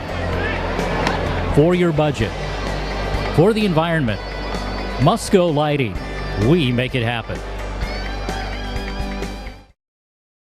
Whether you have great credit, not so great credit, or even no credit at all, everyone is welcome at Craig Ford in Oskaloosa. And if your credit score is not so great or even bad, we have the vehicles with extra rebates and incentives to help you rebuild your credit and get you into a nice, dependable vehicle. So whether your credit is great or not so great, let my staff at Craig Ford in Oskaloosa help get you into a nicer, more dependable vehicle. All right, welcome back to Statesman Community Stadium here on the Indians Network, presented by Craig Ford. The Indians Network is a partnership of MCG, Oskaloosa News, and Thunder Country KIIC in cooperation with the OVP program at Oskaloosa High School under the direction of Kim Guile. Great job by the Oskaloosa Marching Indians at halftime. Hope you enjoyed that. Quick look at the first half stats. 13-7 halftime score, Oski in front. Both teams with 10 first downs. Oskaloosa with 144 yards rushing in the first half, 65 through the air, 209 total yards for the Indians in the first half. Knoxville with 190 yards on the ground, 39 through the air for a total of 229. Will Schultz leading ground gainer for Oskaloosa, 10 carries, 130 yards, and a touchdown. Tyler Miller, 5 carries for 23 yards. In the air, Schultz is 5 of 10, 65 yards with a touchdown and 2 interceptions. And Tyler Miller with 3 receptions for 34 yards. Cooper Spry, 2 catches, 31 yards, and a touchdown. Aaron Blom is leading the defense with 8 tackles. Kenny Satimi with 5, Cale Bollinger, Leland Evans each with 3. Reed Brown has an interception in the first half. And who got our first interception? Do you remember? I don't either. I apologize for that. I remember Bollinger got the fumble recovery. So let's look at some of your first half numbers. Again, the halftime score, 13-7, Oskaloosa with the lead. For Knoxville, Carter Bailey, a great first half on the ground, 10 carries, 125 yards, and a touchdown. Kieran Nichols, the quarterback, 10 carries for 66 yards. And Nichols through the air, 3 of 9 for 39 yards and an interception in the first half. Mike Hudson, leading receiver, 2 catches, 26 yards. Ben Olson, their leading tackler on the year, leads their defense along with Cooper Worth with 6 tackles each, and Wyatt Darnell also with 6 tackles. So we are underway. Oskaloosa does get the ball to start the second half. And it's going to be second down and 13 from the 43-yard line. Lost a few there on the opening snap of the second half. High snap to Will Schultz. Schultz comes down with it, fires a bullet to Reed Brown that is caught at the 39-yard line. For somebody's getting them unsportsmanlike. That's an Oskaloosa first down, but then a late flag. Brown. Late flag, I think it could be on Reed Brown. I think, you might be right. No, it's against Knoxville. Yeah. Good job, Reed. I saw him turn back, and a lot of times he'll get the second guy on that when all that chirping's going on, and Knoxville initiated it, and they got him. Well, Andres Chavez now in the Wood Iron Grill press box with us for the second half, and he's an OVP student. He was on the sideline in the first half. Joe Glasgow, who was in the booth with us first half, did fantastic. He's now down on the sideline with Coach Jay Harms. What was the atmosphere like on the sideline first half, Andres? All the players were very excited on the sideline. They were hyping the players up, and it was just a really good atmosphere. Well, Will Schultz he faked the pitch to Miller and then tried to find an opening, but it just wasn't there, and he swarmed at the 44-yard line, a loss of 2. It's going to make it second down and 12. So you mentioned Bobby Opheim had a hand injury in the first half, but it looks like he's still playing and okay? It looks like he's still playing through it. I can see he's nudging towards that. It still hurts, but he's playing tough and playing through it. Any other stories from the sideline in the first half? Besides Aaron Blom coming back, not that I know of. Okay. Cold. Jay Harms is still down there. It is a little bit cold down there with that wind, isn't it, Andres? He's happy to be up here in the second half. Will Schultz drops back to throw, nothing. Rolling right, still looking downfield, and he escapes a big hit at the 50. Ball comes out, and I think Knoxville is going to be on it, and they are. That's something Coach Dowd mentioned to Will. He told him to keep 2 hands on the ball, and he just didn't do that there. Well, and boy, Doug, at some point you got to make a decision, run or just throw the football away, and I think he just took a little too much time there. Well, he shucked a big tackle when he got out of it, and then another one came, and he had the ball down low, and that's a dangerous thing, and they were able to knock it away. So Oskaloosa is going to have the wind here in the third quarter, and they did not show a whole lot of offense other than that big run by Schultz in the second quarter. So if you're Oskaloosa, you want to go into that fourth quarter with a lead. All right, Knoxville takes over at the Oskaloosa 43-yard line after the Oski fumble. Good tackle. Again, good job defense. That's Isaac Schultz wrapping him up and sending him down to the turf. It's going to be a 1-yard gain at the 42. It'll set up second down and 9. Defense really has played pretty well. Yeah, they've only there was a big play, the really long run, and then they got one other one which counted for a lot of their rushing yards. But other than that, they've done a pretty good job. Second and 9 at the 42. Nichols pitches it last second, and Bailey tried to switch direction, and he is taken down by Noah Van Veldhuizen at the 44-yard line, a loss of 2. Well, there they go. That's where they've made big hay, is coming to the right and then going back to the left against the grain, and they found a lot of yards. So Noah stayed home there and was able to make the play. Brings up a 3rd and long for Knoxville at the 45-yard line of Oskaloosa. 9:08 and counting to go in the third quarter. Oski 13, Knoxville 7. Again, Knoxville forcing a turnover and recovering a Will Schultz fumble on Oski's opening possession. Here comes the blitz by Oskaloosa. It's picked up. Nichols sets to throw, and it is incomplete. Reed Brown was there on the guys. Actually, Mason Ford was on the coverage. Noah Van Veldhuizen applying pressure all the way to the corner as well. And Cody Gunn. So it's going to bring up a punting situation for Knoxville. So they recover the fumble, and they actually go 2 yards back on that possession. Now they'll try to pin Oskaloosa deep. We'll see if Tyler Miller gets a chance to do something here on the punt return. He is back deep, standing about the 17, 18-yard line. And the kick angling to the sideline is going to be out of bounds. They're going to spot it at the 22.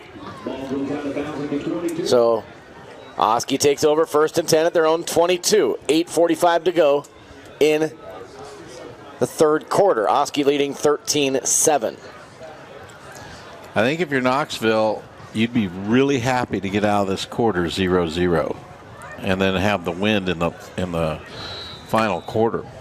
So the Indians got to they need to put a score on the board here with the win.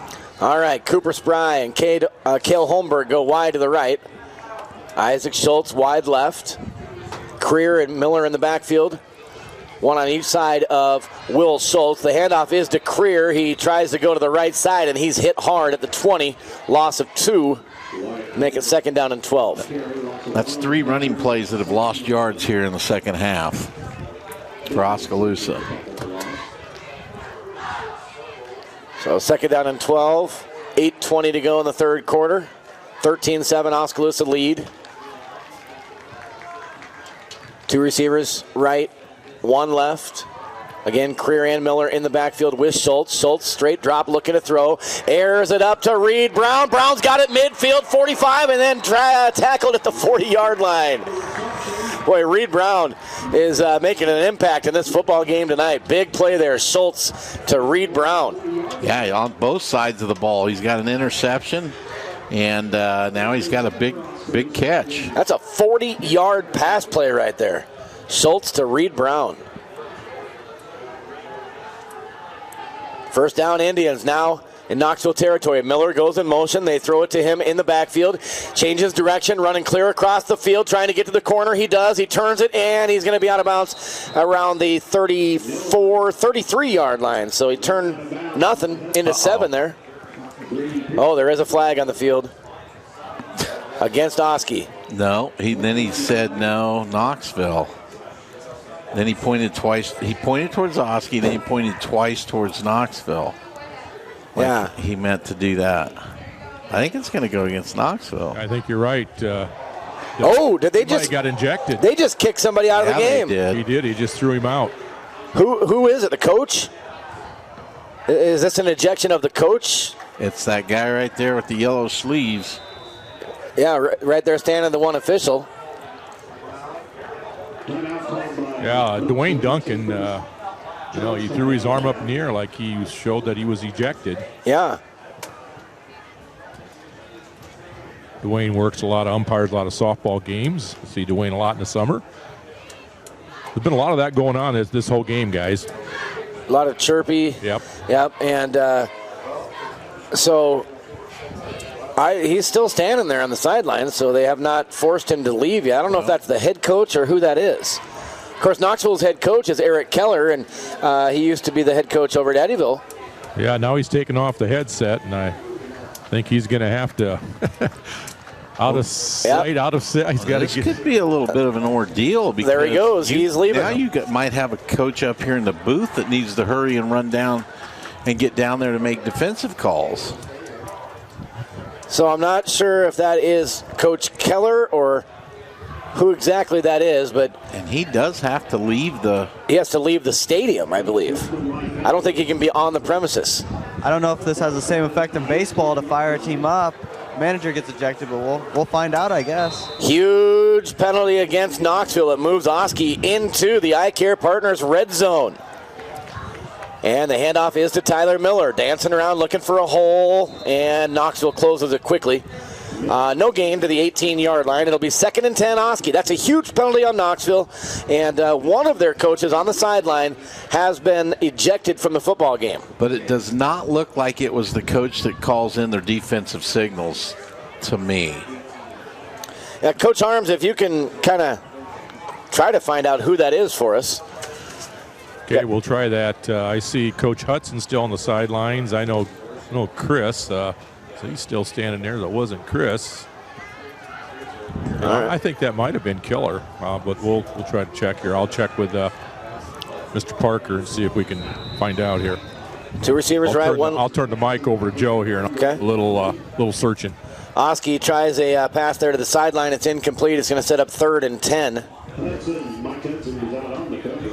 So then I'm watching the coach that was ejected here on our side. He had to come clear over to our side to walk toward the locker room, and so he's off. He's leaning against the fence in front of the bleachers, watching from our side. He can do that. He just can't be on the sideline. But apparently he can still watch the game from over here. Timeout, Oskaloosa. All right. Well, some excitement. Yeah, some excitement. Things heating up here. Knoxville coach ejected from the game. 13-7 Oski lead, and Oski sitting pretty right now in the Eye Care Partners red zone, looking to extend their 13-7 lead. We'll take a timeout as well. We'll be back 30 seconds right here on the Indians Network, presented by Craig Ford. It's more than an education. It's more than a degree. William Penn University is alive with opportunity. Opportunity in a diverse student body. Opportunity in a staff that works with your budget. Opportunity in over 30 programs of study. Opportunity in a classroom where your voice is heard. Find your future and the opportunities waiting for you. Start your planning today at wmpenn.edu and see why William Penn University is alive with opportunity. All right, we are back at the Wood Iron Grill press box here at Statesman Community Stadium. 6:58 to go third quarter. Knoxville coach has been ejected. And Oskaloosa now, after the big penalty, has it in Knoxville territory in the Eye Care Partner red zone. Out of the timeout, Will Schultz fires a pass. Actually, before he threw it, he got wrapped up and sacked at the 25-yard line. You're going to get about a 43, 44-yard field goal attempt here. Yep, Aaron Blom's going to come on here on fourth down and use the big leg here. Line of scrimmage is the 18-yard line, 19-yard line, so it's about a 36-yard field goal attempt. 36-yard field goal for Aaron Blom with 6:25 to go. From the left hash mark, good snap. Ball is up in the air, and the kick is good, and then some from Aaron Blom. And that's a big field goal. So where was the line of scrimmage? Was about the 19, so that's a 36-yard field goal. No, I think it was a 40. I think it was a 40-some-yard field goal. Okay.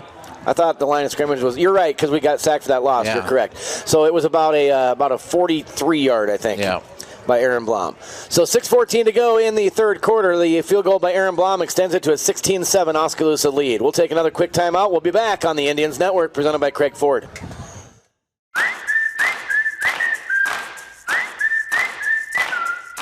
If you want to save more. If you want a butcher who knows more. If you want fewer aisles and more value. Less quantity, more quality. If you want more of this.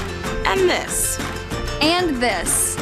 This is Fairway, and this is how we do more. Putting our all into meat and grocery. Putting our all into meat and grocery. Putting our all and more into meat and grocery. All right, during the timeout, we checked. It's officially a 41-yard field goal for Oski senior Aaron Blom, who, of course, is going to be a preferred walk-on next year at the University of Iowa. 41 yards for Aaron Blom. 16-7 Oskaloosa, and that kick is out of the end zone for a touchback. So back to the ejection on Knoxville's sideline. It was head coach Eric Keller ejected from the football game, and again, he was trying to stand by the fence and watch the game down here in front of the bleachers, and they have completely removed him now. So he's back in the locker room, can't even watch the football game from anywhere in the facility. Well, one of our referees here in town has just texted me, and he mentions that a sideline infraction goes against the head coach, and then if you get two of them. Which they had one earlier. So they had one earlier in the game, remember? A warning? Yeah, they had a sideline. So that could be, he might have just got a unsportsmanlike, and then you got the sideline, so that's two. Yep. And that may be what happened there. So Eric Keller, head coach, is out of the game, and Oski leading 16-7. And timeout taken here by Knoxville. Talk things over, and of course you got a new coach working things over there on the sideline now, and it's going to be interesting to see how Knoxville adjusts. I think this is time where Oski's got to smell blood, and you got to go for it. you gotta go for the juggler here. You know what I'm saying, Doug? Yeah. This is a chance to put them away right now. And I think Oski's got to try to do that here. Get another 3 and out on defense. Good field position. And then use that to your advantage on the offensive side. Out of the timeout, 1st and 10 Knoxville at their own 20 after the touchback on the kick by Blom.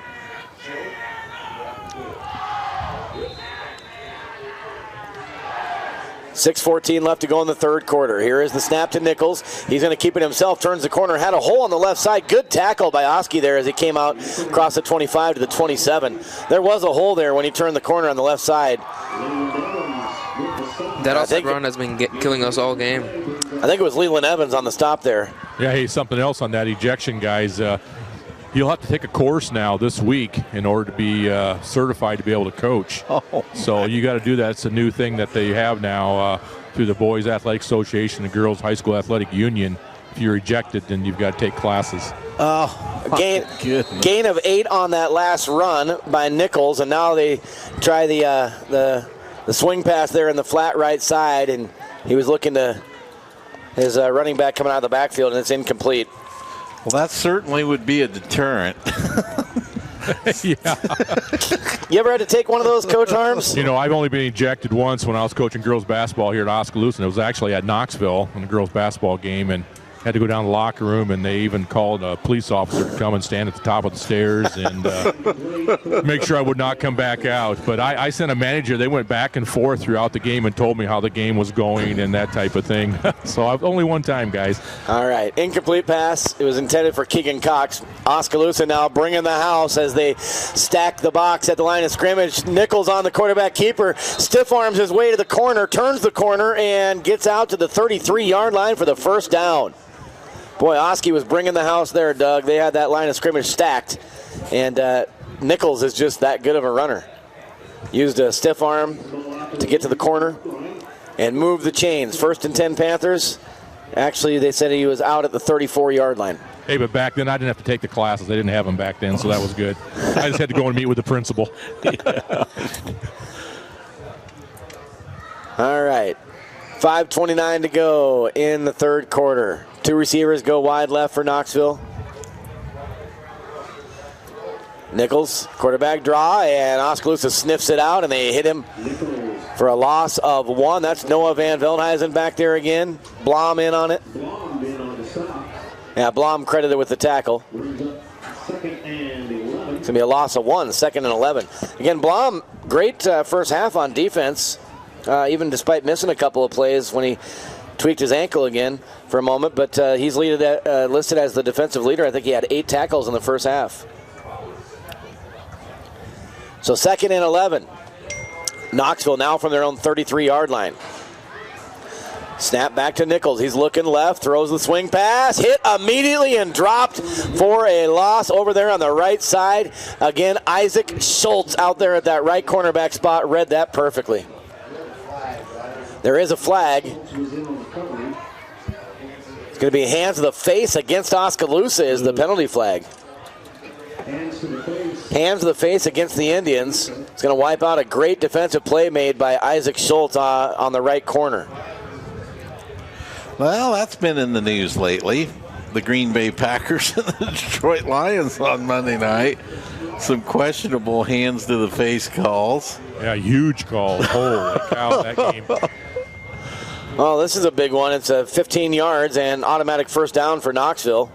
And would have been 3rd and long, and now it's first down at their own 48-yard line.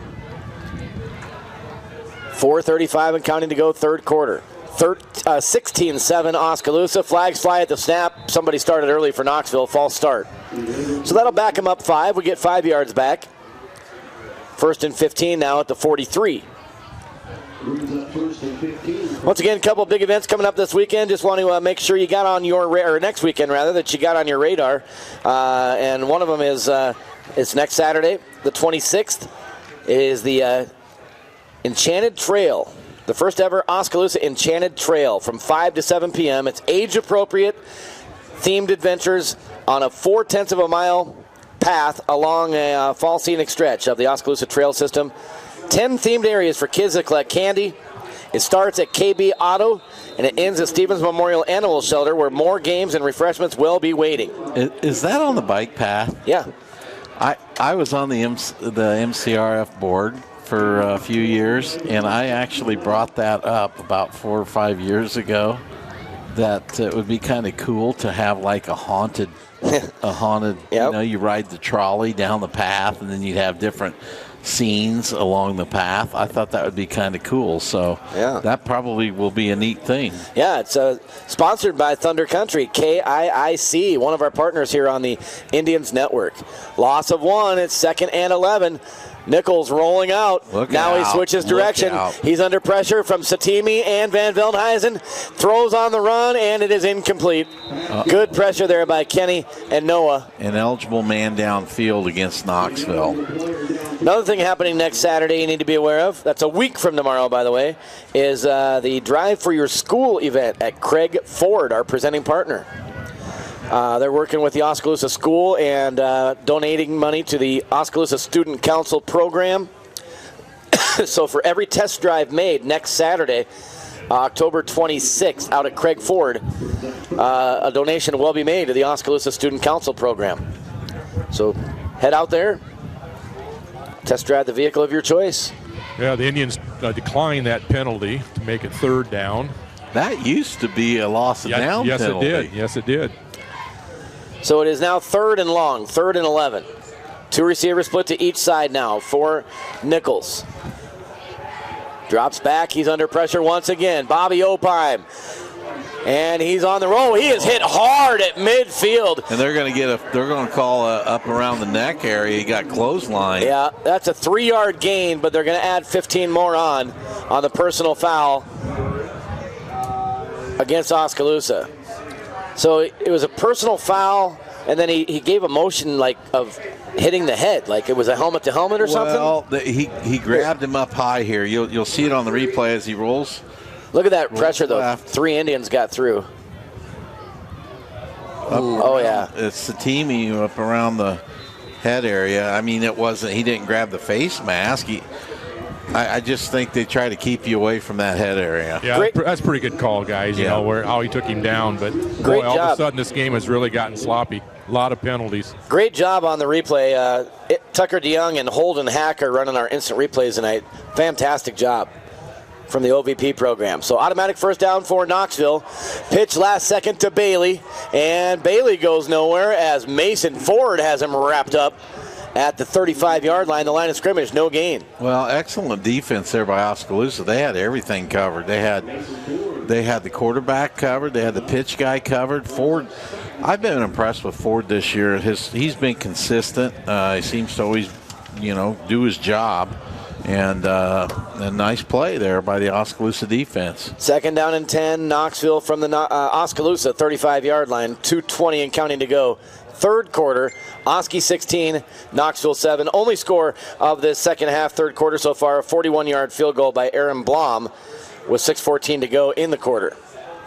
And here is the handoff. Cuts it back.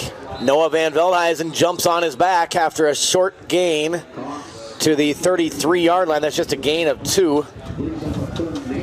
Bring up a 3rd and 8 here for the Knoxville. So this 3rd quarter winding down with 1:50 left. That was Keegan Cox. So more on the Craig Ford Drive for Your School. They will donate $20 for every test drive at Craig Ford next Saturday, the 26th. So bring your parents, kids, and parents, bring your kids. It's a great event for the school, but they need people to show up. They need people to take test drives. $20 for every test drive is donated back to the Oskaloosa Student Council. Here's Nichols, plants and throws. He's hit from behind right as he makes the catch and falls forward to the 20-yard line for a 1st down. That's a 13-yard gain, and that was Ben Olson, tight end, on the catch. Nice job by Nichols again, under pressure, rolls, and then Olson hit right as he caught the football. Knoxville's offense has been stalled when they got to this part of the field.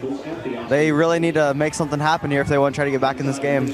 Well, they now they can let the clock run out, and they'd be able to at least kick a field goal to get within one score. Yeah, right now, third quarter. High snap, trouble. And football is loose. And Joey called it. And Oskaloosa is on it. The Indians recover the fumble. Well, they've done that. Was a mess from the snap. They've done that twice. They've had nice drives going, and then they just turn the ball over.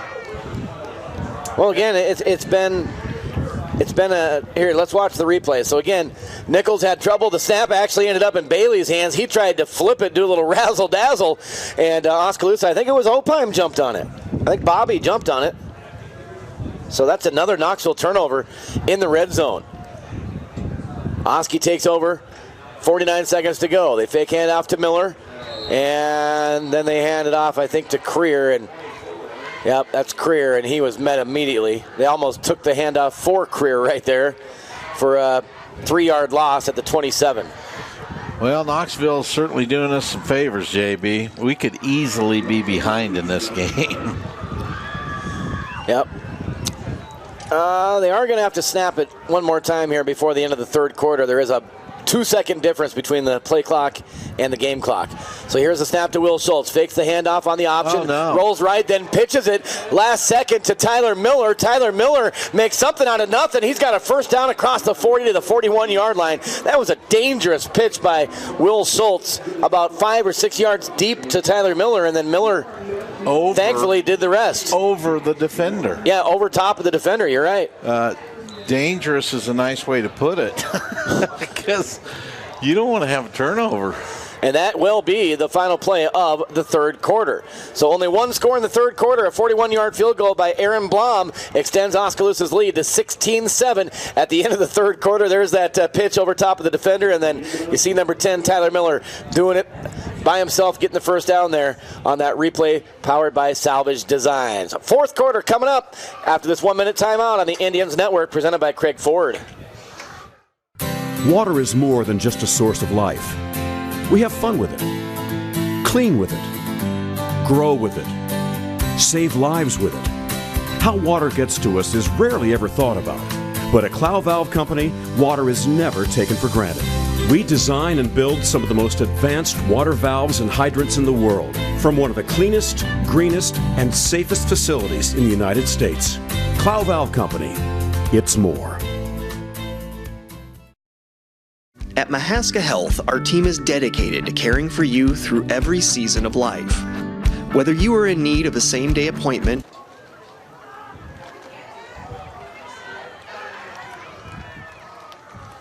All right, we're back in the Wood Iron Grill press box here at Statesman Community Stadium.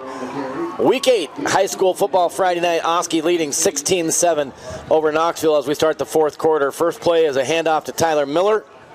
Picks up 2 to the 43-yard line, and it'll be a 2nd down and 8 for the Indians.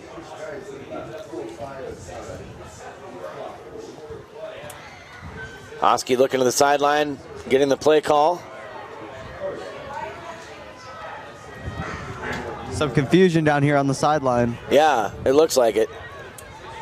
We're down to 8 seconds on the play clock, and I don't know. Use another timeout. Yeah, I don't even think they know what the play call is. They now get set with 4 seconds, 3 seconds, 2 seconds. Snap it with 1 second to Will Schultz. And Will Schultz zigzagging into the middle of the field, refusing to go down. He gets to midfield is where they meet him. They're going to drive him all the way back to the 40, but his forward progress is at midfield, and that is close to a first down. It's about a half a yard short. Well, they were looking for some different personnel, and they couldn't find him, and Coach Dowd not happy right now.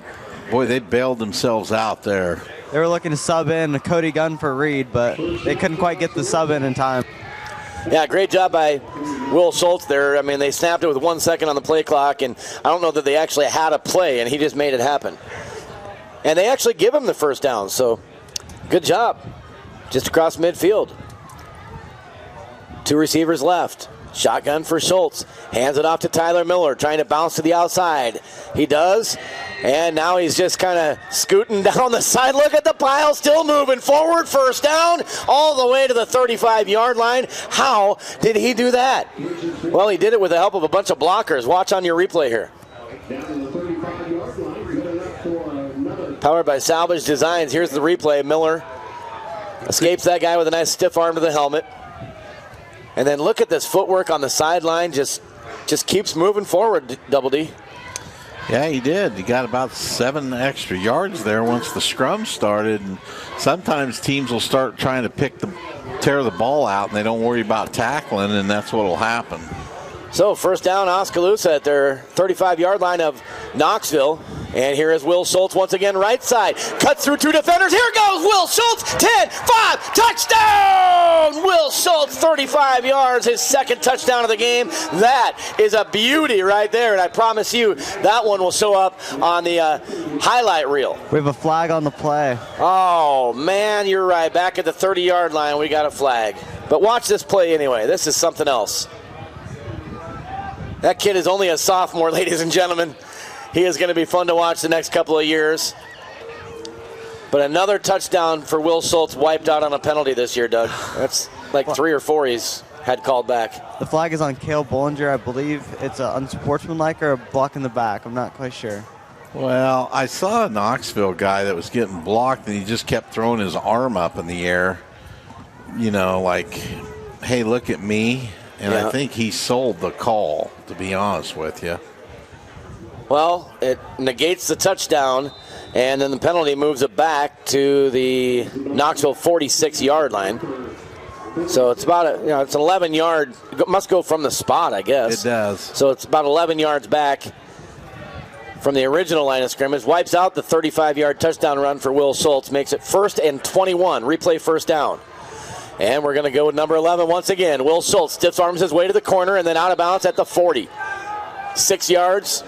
Actually 7. They're going to spot it at the 39. So it'll be 2nd and 14 from the Knoxville 39-yard line. Reed Brown coming in now for Cody Gunn. 2nd and 14, Oski. 2 left, 1 right for Oskaloosa. Cooper Spry wide to the right. Holmberg and Reed Brown are wide to the left.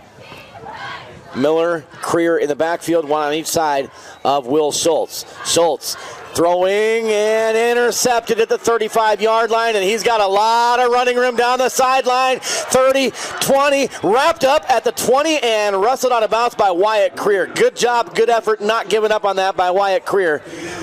Otherwise, that was 6 for Knoxville. But that's a 3rd interception thrown by Will. I mean, as good as he's been tonight, I mean, he threw it right to him. Well, I was looking down at a roster trying to check on a player, and I missed it. I caught it was going right to the defender. Yeah, I mean, he threw it right to him, didn't he? Yeah.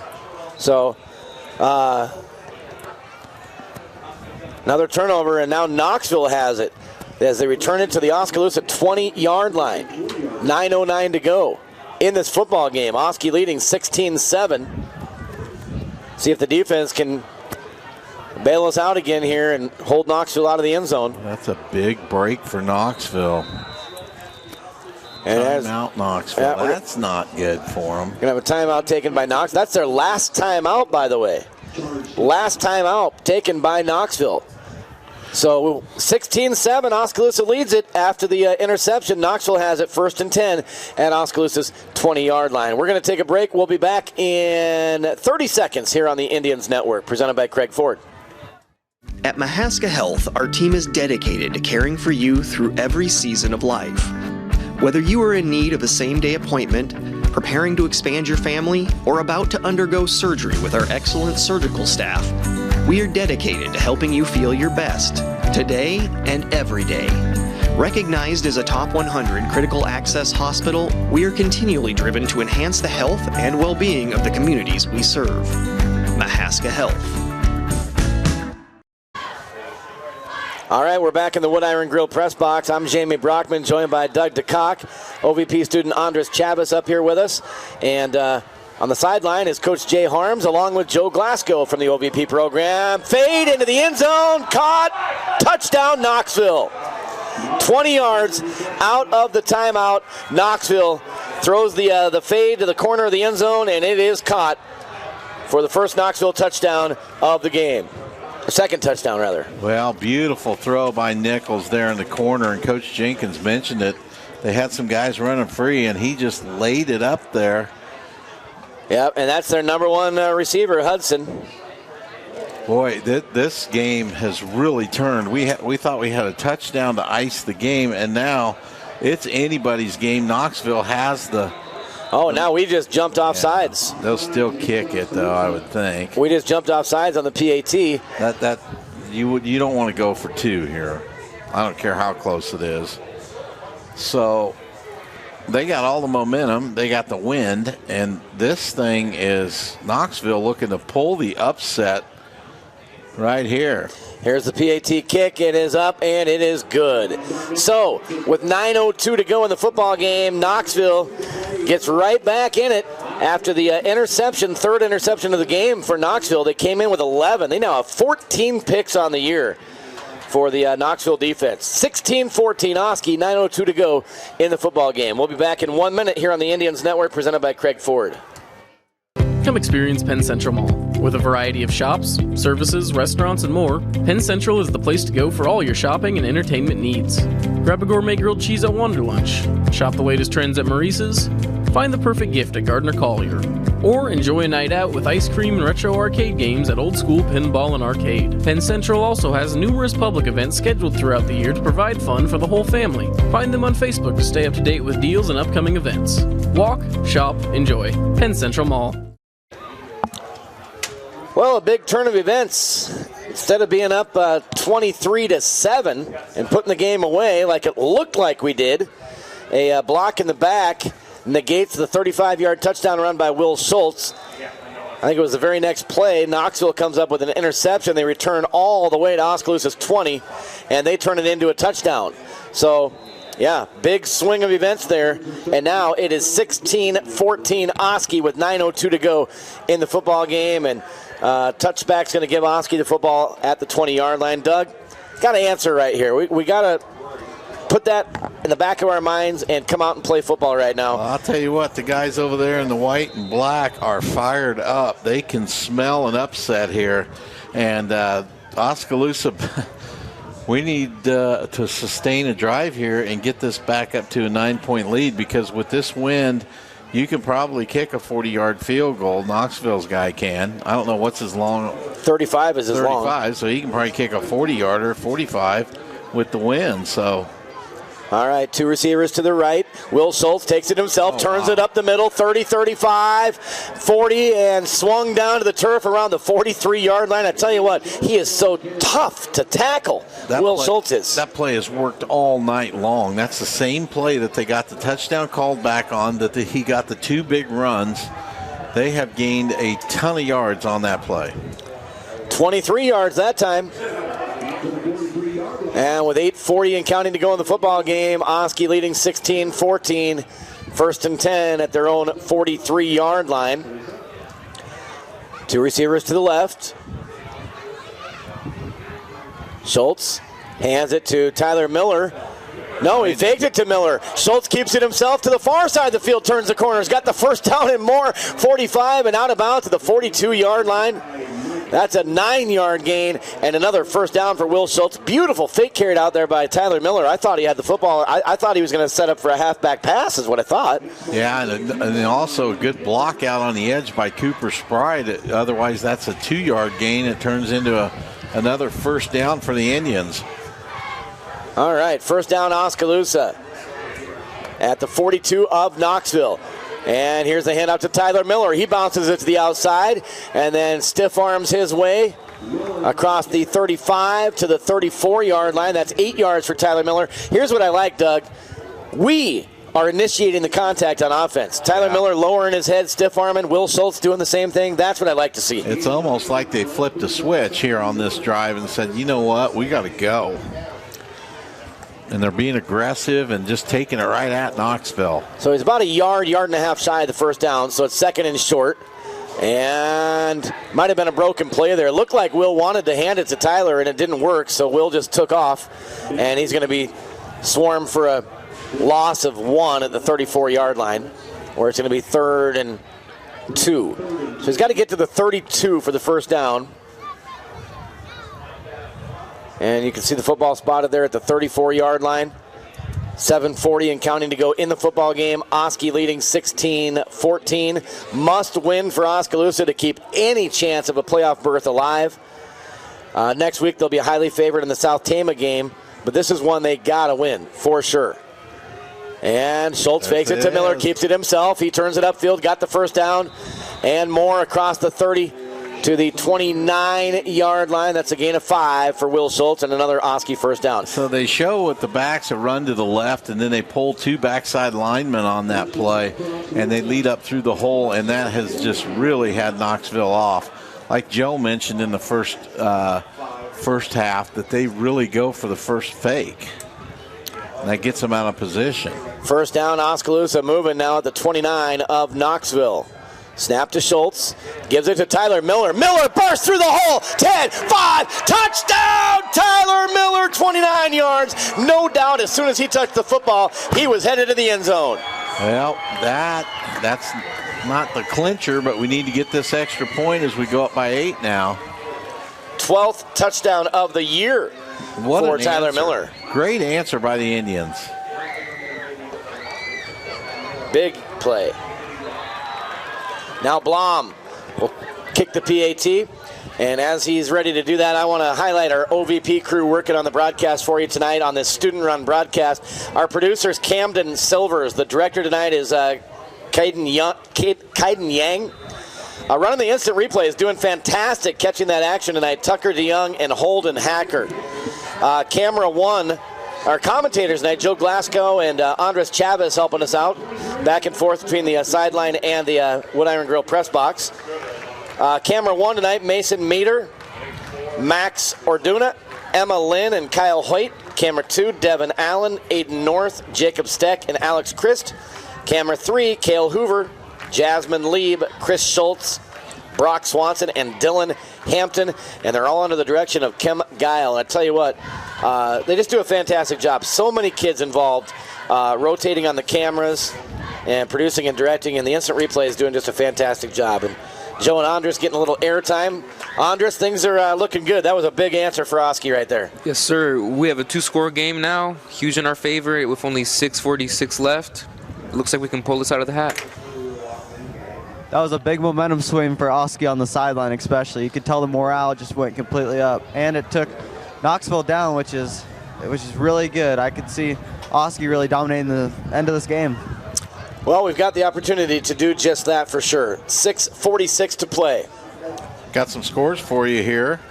Go ahead. From around the area. Williamsburg 68-7 over the Fighting Blue Demons out of Albia, which is not good. Norwalk 28-7. Grinnell 46-7 over South Tama. PC in a nail biter 14-12. They defeat Woodward Granger. Pella 42-14 over Newton.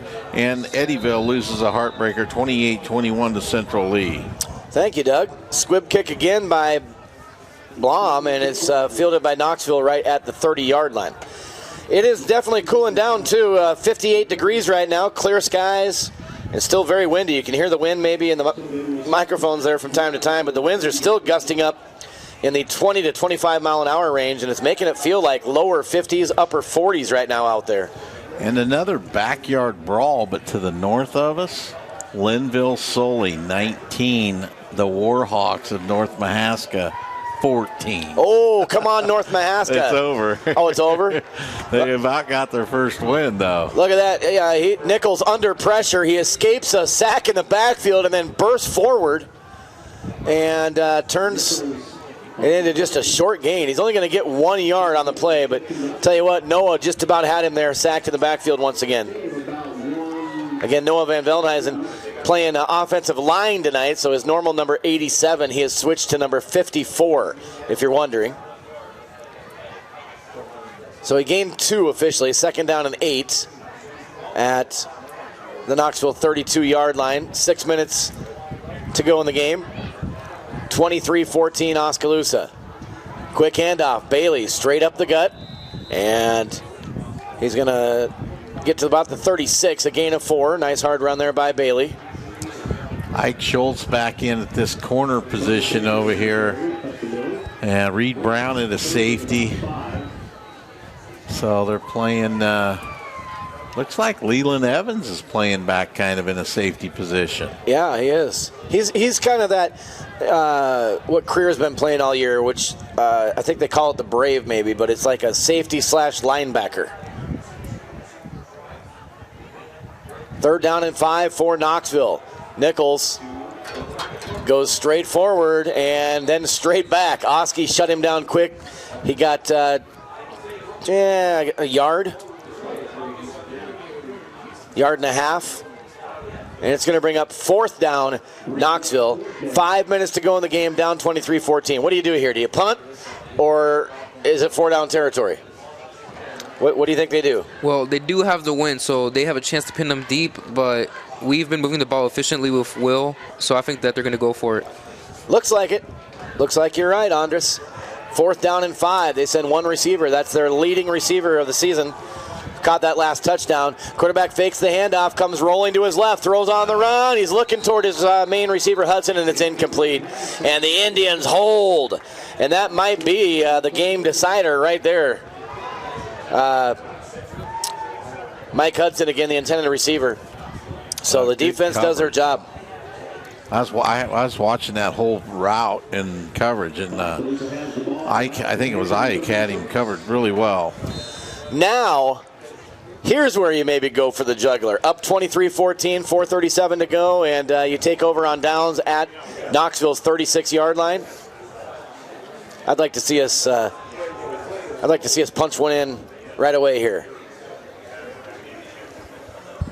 2 receivers to the right. I formation backfield, pistol for Will Schultz. Schultz keeps it himself and gets toward the middle and then drags a tackler with him to the 31, picks up 5.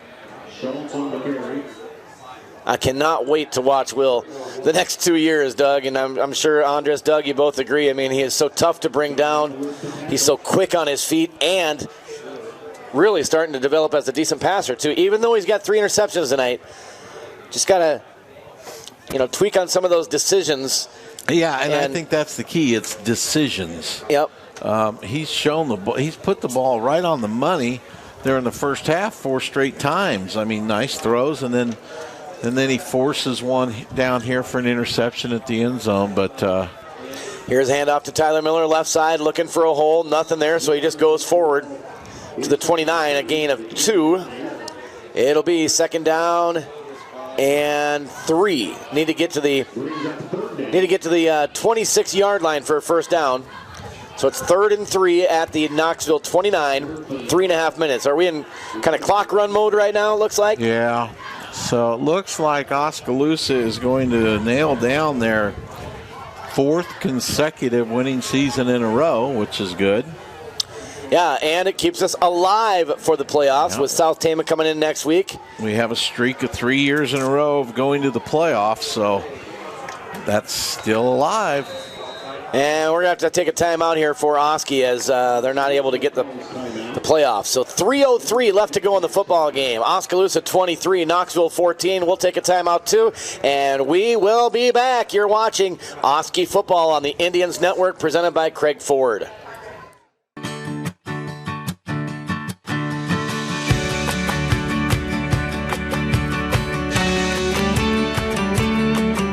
In Oskaloosa, see your good neighbor State Farm agent Wendell Campbell for your insurance and financial needs. You're sure to save big at Hy-Vee now that hundreds of items are on low price lockdown and price decline. Lockdown prices won't change unless they are lowered, and any item marked with a red arrow means you will save big. Come get deals on seasonal items already on your list at Hy-Vee, where there is a helpful smile in every aisle. Years in a row, 14 and 15. Knoxville, yeah. All right, we are back at the Wood Iron Grill press box here at Statesman Community Stadium with Doug DeCock and OVP student Andres Chavez. I'm Jamie Brockman. On the sideline is Coach Jay Harms, and he's doing a little teaching and shadowing down there tonight. He's got OVP student Joe Glasgow down there with him in the second half.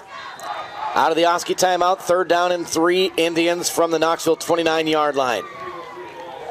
We got 2 receivers left. Creer will come in motion, and they're going to run the jet sweep as they give it to Creer. He escapes a tackle in the backfield and then goes forward and gets a gain to the 26. Got a gain of 3. Knoxville sniffed out that one, though. Go for it. It's going to be pretty much put this game on ice right here with 1 yard. Yep, they are 1 yard shy of the first down, so it's 4th and 1. History between Knoxville and Oskaloosa, all time. Looks like Oski leads that series 30-13. About to go 31-13. They first met back in 1940. Knoxville won back-to-back years in 2014 and 15. But they have not beaten Oskaloosa since 2015. Where do you get all that info? What is that? Well, I got it from my my KNIA broadcasting buddy Derek Cardwell, who is the voice of Knoxville. He's my pit reporter on the Knoxville. That looked like a website or something. Well, I don't know where he got it, but that guy, he knows everything there's possible to know about Knoxville. Okay. He's my pit reporter on the Knoxville Raceway broadcast, and he is the Knoxville sports announcer. And I talked to him today and got a lot of info from him. So thanks, Derek. All right, Oski just used their last timeout. Well, I'm ready for the big match in Indianola tomorrow. Simpson and Wartburg? Simpson and Wartburg, undefeated in the Iowa Conference. Yeah. What do we got going on tomorrow for college here? For Michigan at Penn State. I'm going to predict it right here that Michigan gets its first big win over a top 10 ranked team under Jim Harbaugh. Hey, number 4, Ohio State is playing Northwestern tonight. And they're in the third quarter. Ohio State leading 31-3. Holy cow. Iowa hosts Purdue tomorrow. Need to get back on the winning side. Here is Will Schultz, quarterback keeper, hitting the backfield, bounces off of it, and gets to the 15-yard line. Well, that was smart. That's a 12-yard gain for Will Schultz. First down, moves the chains. He was hit shy of the first down, bounces off of it, turns it into a 12-yard gain. Watch this. He just kind of went down on his own there towards the end. Boom. He did not have it right there. Bounces off of it and then goes forward for a 12-yard gain. And you're right. I think he was thinking about sliding possibly, and eventually just kind of went down. Well, they don't have any timeouts. That's like the Green Bay, at the end of the Green Bay-Detroit game. Detroit tried to let Green Bay score. They were down by 1 so they could get the ball back. And the Green Bay guy ran through the hole, and he said, hey, wait a minute. And he slid down the 2-yard line, and so they could run the clock all the way down and kick the game-winning field goal. Oh, here is Tyler Miller. Handoff, Miller straight ahead. Touchdown, Indians. 14 yards, Tyler Miller. That'll be the final nail in the coffin for the Knoxville Panthers. Oski was just running clock. They took the play clock all the way down to 1. Handed off to Miller, and look at this. Just straight up the middle. Huge hole, untouched, 14 yards. And that is, I believe, his 13th touchdown of the year. That's a pretty nice run there by Tyler Miller. All right. So, 1:17 to go. Oski puts the finishing touches on. I had a feeling that Oski would start to pull away. It seemed like Knoxville was pretty defeated after going down 9 points. PAT is good by Blom. And that's going to put it out of reach with 1:16 left to play in this football game. Oski now leads Knoxville 30-14. You are watching Oski football on the Indians Network, presented by Craig Ford. We'll be back with the kick and the final 1:16 after this 1-minute timeout. When he's not nursing residents with special needs, James' passion is improving his family residence. Hillary? When she's not teaching undergrads, she's cooking up fun for Carson and Owen. The local home loan experts at Midwest One help them buy their home, pay down principal, make improvements, and build up equity. Their local mortgage service was so easy and affordable that James and Hillary even referred a friend. For local mortgage service, choose Simply Better Banking from Midwest One. Or they should. That's including a butt kicking by Wisconsin that they'll get. Oh, sorry, we're talking college football up here. I've been saying Iowa Conference, folks. I got to apologize. Thanks to a Wartburg alum that just sent me a message. It's the American Rivers Conference now. They added Nebraska Wesleyan, and so it can no longer be the Iowa Conference. Okay. Yeah, that's really a strange name. And I had just heard the other day, guys, that they might be thinking of getting out already. Nebraska Wesleyan? Yeah, that's what I'd heard. Huh. Wartburg alum, huh? Coach Harms is a Wartburg alum. Oh, there's a lot of action going on after the snap here. Frustration. No flags. I'm surprised. There's a lot of extra popping after that squib kick by Gunn with a big Blom. hit. Watch this. There's a big hit here. Oh, wow. And then, see, now, there you go. You can start to see the beginning of the scuffle there. So Oski has a minute 13, or Knoxville, rather, has a minute 13 to work with. They're down 30-14. And we'll see what happens here in the final 73 seconds. So Iowa State is at Texas Tech tomorrow. They should win that. Yeah, Iowa hosts Purdue. And I don't know about that. Those are both 11 a.m. kickoffs. Well, as I was just saying coming out of the break there, Iowa should win, but Purdue and Northwestern always give Iowa trouble. Here's Nichols rolling right, throws. It is caught at the 45-yard line. I don't think he got out of bounds. Nope, clock keeps going. Under a minute to go now. But Iowa should win tomorrow. Should. Well, they got to put some games together. And Minnesota has risen up, and they're undefeated, so they're going to have to beat Wisconsin. They're going to have to beat Minnesota. They're going to have to go on a roll here. Yeah. It's going to be a tough road the rest of the way. Well, we just had to take a timeout here as you saw Kenny Satimi was sprinting off the field and they were ready to snap the ball. I'm not sure if that's why we took the timeout or not, but the scoreboard showed we had no timeouts, Doug. But obviously we must add one. You know, this defense has played this defense tonight has played a lot of the time with 3 sophomores on the field. I just confirmed with our stat crew over here that we had no timeouts. So how did they just give us this timeout? I don't know. Not that it matters, but still, I mean, yeah. Stat crew's saying both teams with no timeouts, yet they just awarded Oski with a timeout. So we're 50 seconds away from an Oskaloosa win, and the Indians are going to go to 5-3, and they're going to go to 3-1 in district play. And they are still alive for a playoff berth. They must beat South Tama next week to have any chance, and then it all comes down to RPI. And speaking of that, the ECG just beat Webster City 41-27. And if I'm not mistaken, Webster City might be one of the teams on the bubble, too. Oh, Knoxville had a play there, and it was dropped. That's their leading receiver once again, and he just dropped the football, Mike Hudson. So it's going to be third and about 3 to go for Knoxville from their own 46-yard line. I'm not positive about that, but... What was that? Oh, Webster City, DCG beat Webster City tonight, and I think they were one of the teams that was kind of on the bubble also. Yeah, is that old Coach Bob Howard still at Webster City? From Sigourney. Yep, the old Sigourney coach. Yeah, they win a lot of games with that offense. They still run that, what is it, wishbone? The single wing. Yeah, we had that here for a few years. And it worked. And Knoxville keeps the football on the ground, stood up by a host of Oskaloosa defenders. All kinds of guys had their nose in on that one. Looks getting up from the bottom of the pile was Dawson Braden, sophomore. He's got a good motor. He had a penalty tonight, but he's got a good motor. He gets after it. Yeah, Webster City was 2 ahead of Oskaloosa in the RPI after last week. Oh, you got it. Yeah, they were 22nd. We're 24th. Okay, coming into this week. So there's one. Knoxville was ahead of us. There's another one. Grinnell's, they won today. They're going to have to beat Pella. Yeah, which is next week. Keokuk.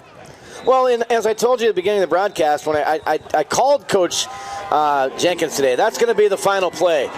Game over. Oski wins 30-14 over Knoxville. 30-14 is your final. Back to our thought.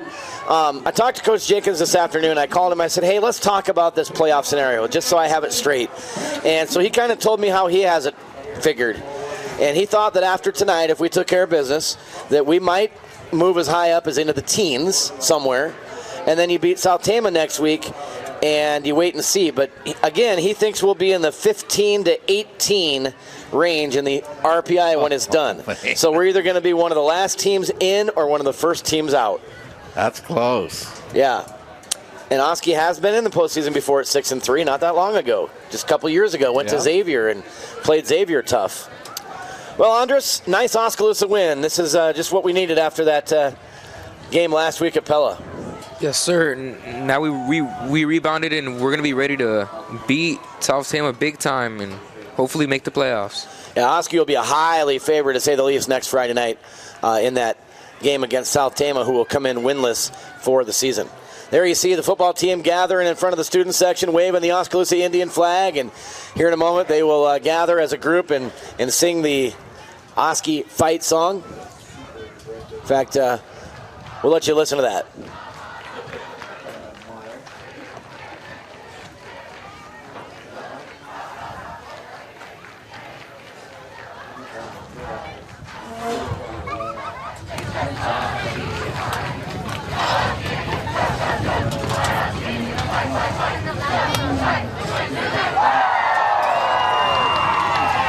All right, there is the celebration, the victory celebration for Oskaloosa with the student section as the Indians go to 5-3 on the year and 3-1 in Class 3A District 7 play. Coach Jay Harms is down on the sideline with Joe Glasgow, and going to have to wait a minute here probably to catch up with Coach Jenkins as he makes his way over to speak with his team in the huddle over there in the end zone. So, what do you take from this game? You know, I mean, we tried to give it away a couple of times, Doug, but every time we kind of had something go against us, we answered back big. And I think that's what I take out of this football game is we didn't fold. We threw, 3 interceptions, didn't fold. Yeah, I thought that drive to answer the big touchdown pass, the pull within 2 was a really fantastic drive. You know, they just took the ball and said, all right, we're just going to impose our will on you, and this is what we're doing. And they drove it all the way down and scored, and that was the backbreaker for Knoxville.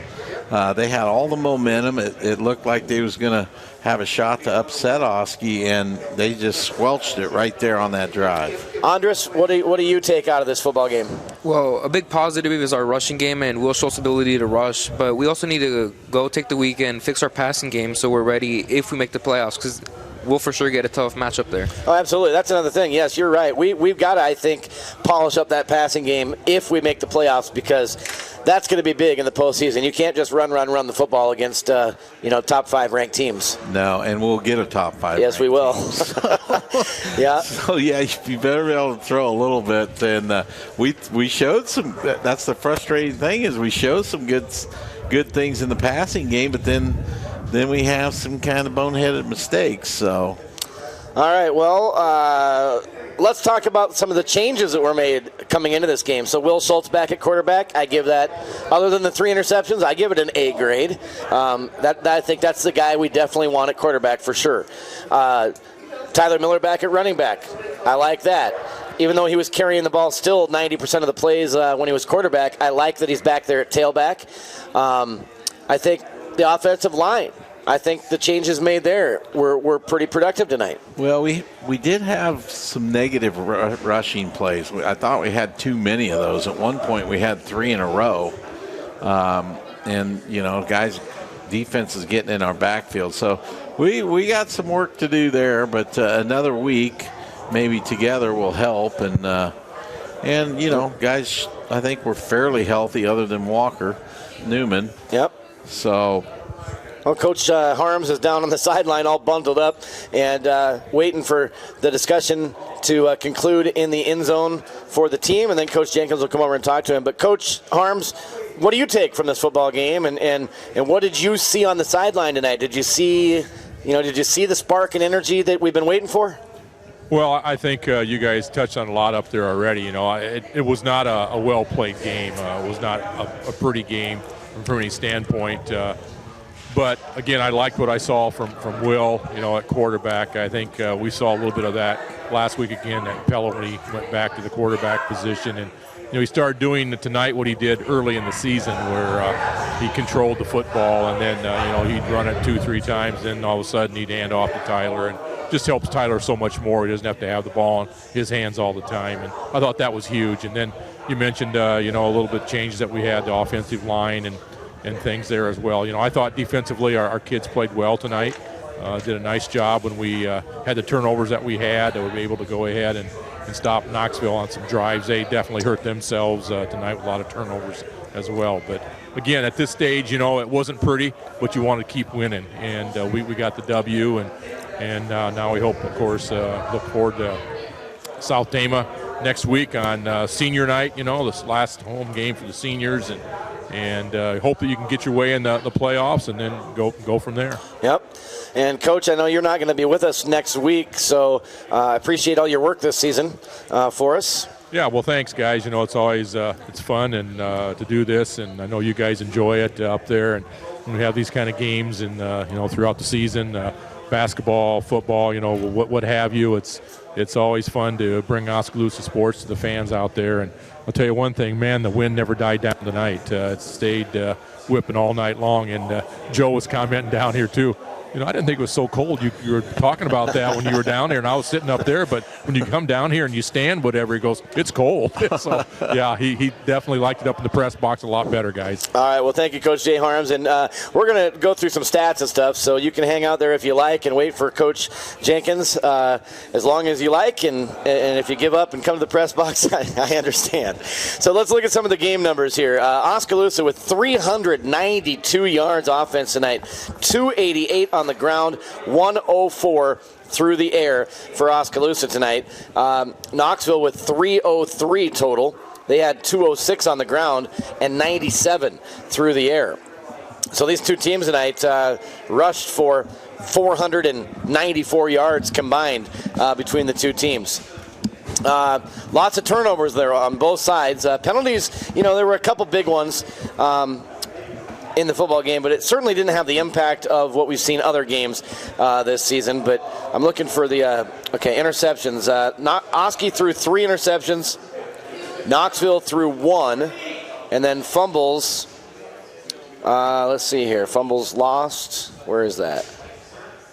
There we go. Knoxville lost 4 fumbles tonight. Oski lost 1. So a lot of turnovers in this football game. Let's look at some of the individual numbers here. Coach Jenkins making his way over toward Coach Harms here momentarily, so stay with us. Individual statistics tonight. Obviously a big night running the football for Oskaloosa, led by Will Schultz. Look at this, Doug. 22 carries, 223 yards for Will Schultz tonight. Now, he did lose 35 yards, so technically it's a net of 188, but wow. That's a great game running the football by our sophomore quarterback, Will Schultz. He also had a touchdown. Tyler Miller, 15 carries, 117 yards, and 2 touchdowns. Fantastic job on the ground. In the air tonight, Will Schultz, 6 of 14, 104 yards, 1 touchdown, 3 interceptions. Leading receiver, Tyler Miller, 3 catches for 34 yards. Cooper Spry, 2 catches for 31 yards and a touchdown.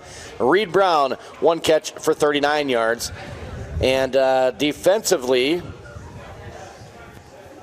like I said, at halftime, we were led by Aaron Blom. And let's see what the final defensive numbers show here. Oh, looks like Coach Harms has Coach Jenkins. Take it away down there, Coach. Yeah, Coach Jenkins just came over here, and Coach, a win. It wasn't maybe the prettiest game, but again, at this stage of the season, we need wins. And they were just telling me the stats up there that we had Will and Tyler both over 100 yards. I think Will had over 180 yards rushing. So, offensively, you got her done. And, of course, I thought defensively our kids played hard all night. I thought we did too, and the main thing was, I just want to play hard. We want to play hard and have fun. I was like, most of you guys grew up with these guys, played with them from the time you were little, and you were the wide-eyed young guys staring there, wanting to be the varsity player. This is all about you guys. It is all about you guys, and it's all about playing your best football and having a blast together, no matter what happens. And so I felt like they played hard together, they played together, and I felt like they had a lot of fun, and that's what this game's all about, and I'm always happy to come away with the victory. Yeah, you made some changes, Coach, in the past week, and it seemed like those changes helped. Well, we're trying. We're fighters, and we're battlers, and we're going to battle till the end. Got a lot of injured guys, but these seniors, and we owe it to the guys. We game plan harder every single week, and we never overlook anybody. Even week 9, we're going to game plan really hard for South Tama. We want to play our best football in week 9, and then whatever happens after that. But I'm just excited that the guys played. They played really hard. They played together. They responded very well when bad things happened. A lot of bad things did happen, they didn't hang their heads, and they just kept fighting. That's what we wanted to do. That's what we asked them to do, and that's what they did tonight. Well, we'll finish the home stand next week with South Tama, and again, hopefully it's not the last game of the season, but it's a big one for the seniors. You know that, and you've had these kids now coming up through the program, and get to close her out with South Tama here at home next week. Yeah, I love being at home. We always have a good crowd. I love our facilities and love Oskaloosa and the home crowd and everything that goes along with it.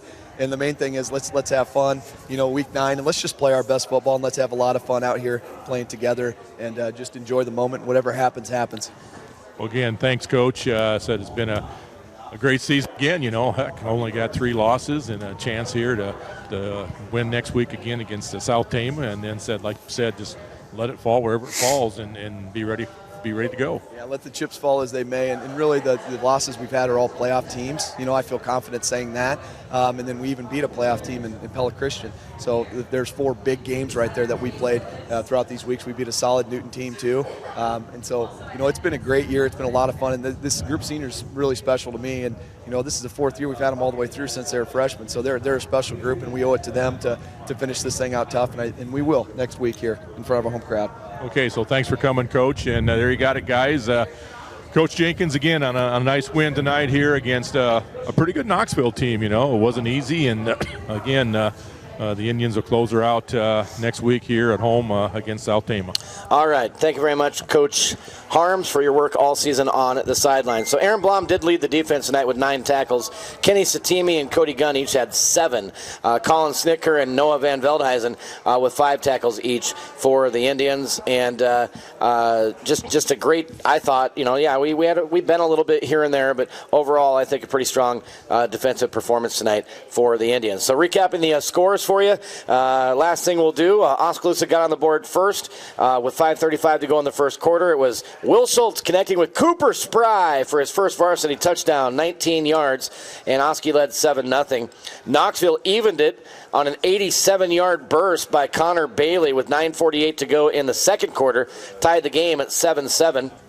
Will Schultz answered back with a big 41-yard run for Oski with 1:34 to go in the first half. And PAT was no good, which gave Oski a 13-7 lead. And that's the way it stood at halftime. And then in the third quarter, the only score was a 41-yard field goal by Aaron Blom with 6:14 to go in the third. That put Oski up 16-7. Knoxville scored on a 20-yard touchdown reception from Nichols to Hudson with 9:02 to go in the fourth quarter. That pulled them within 16-14. And then a big answer by Oskaloosa. Tyler Miller, 29 yards, 6:46 left to go in the game. And that put Oski out in front 23-14. And then the final score, Tyler Miller, 14 yards with 1:17 to go in the game. And your final score, Oskaloosa 30 and Knoxville 14. So we want to thank all of you for watching. We thank all of our sponsors for making everything possible. Big thanks to my commentators from OVP helping tonight, Joe Glasgow and Andres Chavez. The rest of our OVP crew tonight, producer Camden Silvers, director Kaiden Yang, doing the instant replays for you, Tucker DeYoung and Holden Hacker. Fantastic job. Running the cameras, we had Mason Meter, Max Orduna, Emma Lynn, and Kyle Hoyt on camera 1. Camera 2 rotating were Devin Allen, Aiden North, Jacob Steck, and Alex Christ. Camera 3, Cale Hoover, Jasmine Lieb, Brock Swanson, Chris Schultz, and Dylan Hampton. And, of course, they are all under the direction of Kim Geil in the OVP program at Oskaloosa High School. So we will see you next Friday night with more Oskaloosa football. But between now and then, let's not forget, we have postseason volleyball, and that gets underway on Wednesday, the 23rd. At home, Oskaloosa will open the regional tournament hosting Carlisle. The winner of that will go to Knoxville for the regional semifinal as the road to state begins for Coach Comfort and the volleyball girls. That's Wednesday night at home. Come out and support them. If not, you can listen to it live on the Indians Network. We can't do live video.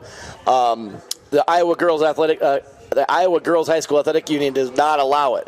So we can't do live video, but we can do live audio, and we can delay the video 24 hours. So we will be videoing. You'll be able to see it 24 hours later, or you can listen to it live, or you can go Wednesday night for Oski volleyball. And then Friday night, we close out the regular season of football right back here at Statesman Community Stadium, taking on South Tama with a 7:30 varsity kickoff. And you can watch it right here with pregame at 7 o'clock. Double D, thanks for your help. Enjoy your weekend. You bet, buddy. I'm not sure about next weekend, but if I'm not here, these guys, you're in good hands with these OVP guys. All right. Well, if you're not here, thanks for all your help, and I'm sure we'll have you on a mic somewhere soon. All righty. That is Doug DeCock. Andres Chavez, thanks for your help tonight. Hopefully you learned some stuff up here in the booth and on the sideline, and I'm sure we'll hear more from you too.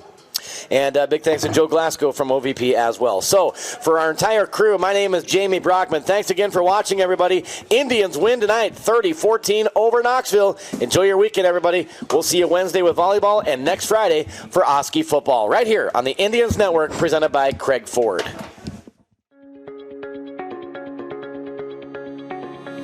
Kinetic Edge Physical Therapy is proud to keep the Oskaloosa Indians and their fans safe and feeling good, on or off the field. Kinetic Edge Physical Therapy is the expert in injury care, orthopedics, and sports rehab.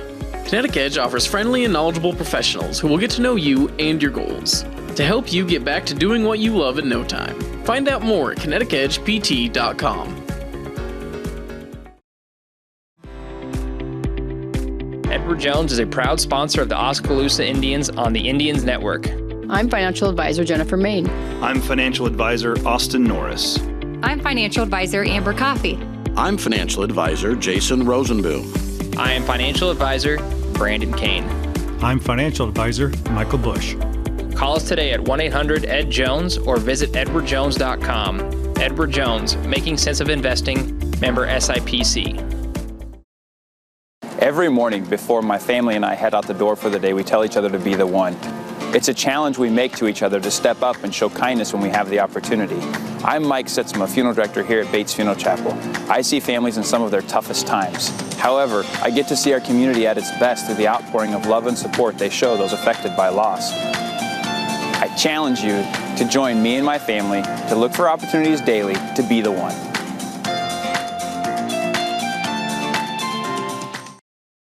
Stop out at STEM Garden Center and Nursery for all your outdoor needs. STEM Garden Center will have a fresh supply of a wide variety of fall annuals, perennials, shrubs, and trees to fit any budget.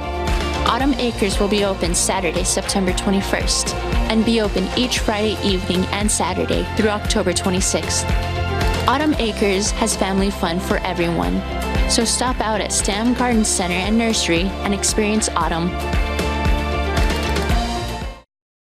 At Gardner Collier Jewelry, our goal has always been to provide you with the very best jewelry for your money. From plain gold wedding bands to the most exquisite diamond ring, Gardner Collier has it. Our huge selection is sure to exceed your expectations, and our service is second to none. From sterling silver fashion jewelry to the one-of-a-kind diamond fashion piece, Gardner Collier can fill your jewelry desires. For the very best value in fine jewelry, choose Gardner Collier, Quincy Place Mall, Ottumwa, and Penn Central Mall, Oskaloosa.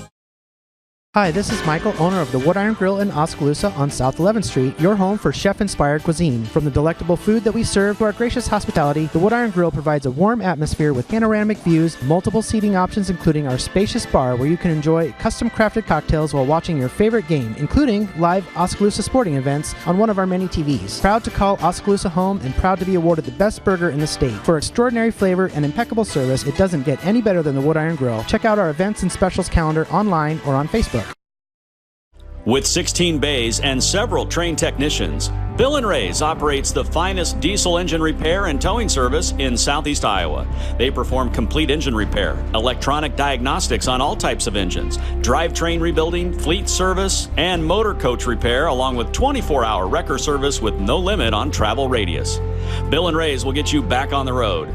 Bill & Ray's, Highway 23 Oskaloosa, and proud supporter of Oski Indians activities. At Community First Credit Union, there's a lot to see. We build customized financial solutions so you can enjoy the life you want. We make it comfortable to have a conversation about what's important to you, like helping you stay on course to reach your savings goal. And what's important to us all, like helping to support causes that count. See for yourself what See First can do for you.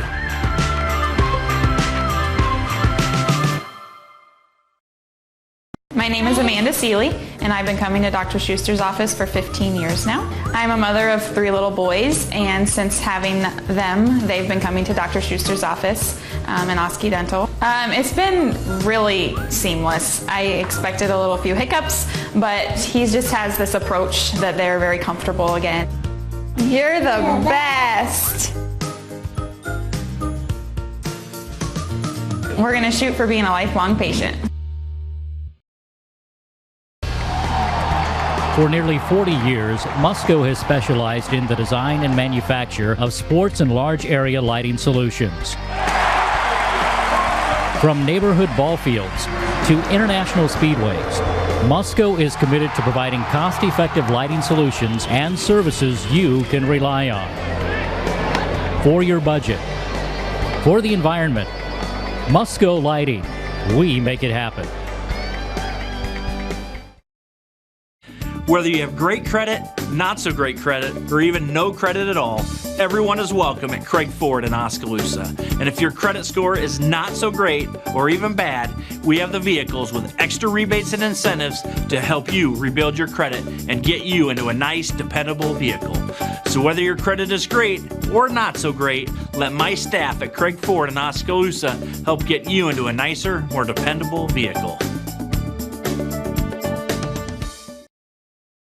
It's more than an education. It's more than a degree. William Penn University is alive with opportunity. Opportunity in a diverse student body. Opportunity in a staff that works with your budget. Opportunity in over 30 programs of study. Opportunity in a classroom where your voice is heard. Find your future and the opportunities waiting for you. Start your planning today at wmpenn.edu and see why William Penn University is alive with opportunity.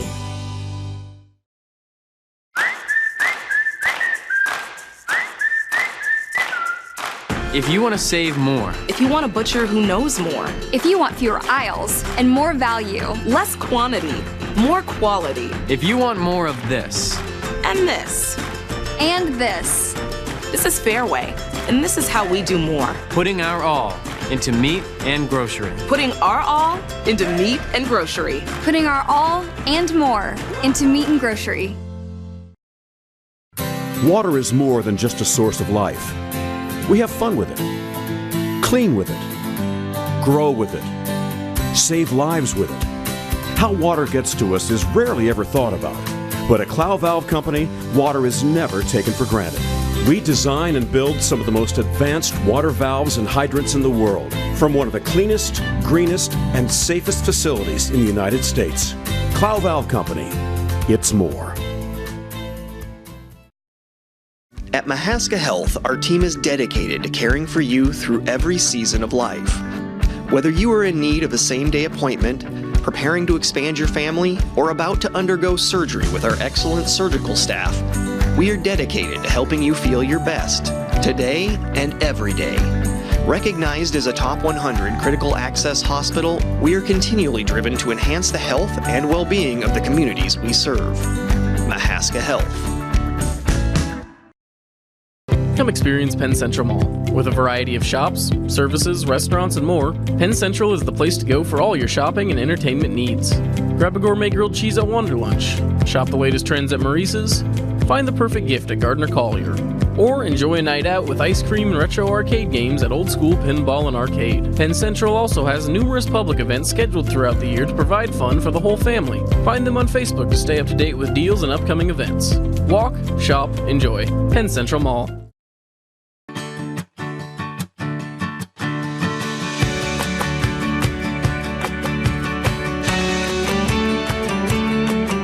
In Oskaloosa, see your good neighbor State Farm agent Wendell Campbell for your insurance and financial needs. You're sure to save big at Hy-Vee now that hundreds of items are on low price lockdown and price decline. Lockdown prices won't change unless they are lowered, and any item marked with a red arrow means you will save big. Come get deals on seasonal items already on your list at Hy-Vee, where there is a helpful smile in every aisle. When he's not nursing residents with special needs, James' passion is improving his family residence. Hillary? When she's not teaching undergrads, she's cooking up fun for Carson and Owen. The local home loan experts at Midwest One help them buy their home, pay down principal, make improvements, and build up equity. Their local mortgage service was so easy and affordable that James and Hillary even referred a friend.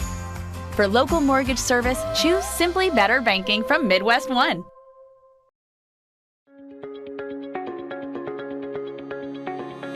Kinetic Edge Physical Therapy is proud to keep the Oskaloosa Indians and their fans safe and feeling good, on or off the field. Kinetic Edge Physical Therapy is the expert in injury care, orthopedics, and sports rehab. Kinetic Edge offers friendly and knowledgeable professionals who will get to know you and your goals to help you get back to doing what you love in no time. Find out more at kineticedgept.com. Edward Jones is a proud sponsor of the Oskaloosa Indians on the Indians Network. I'm financial advisor Jennifer Main. I'm financial advisor Austin Norris. I'm financial advisor Amber Coffey. I'm financial advisor Jason Rosenboom. I am financial advisor Brandon Kane. I'm financial advisor Michael Bush. Call us today at 1-800-ED-JONES or visit edwardjones.com. Edward Jones, making sense of investing.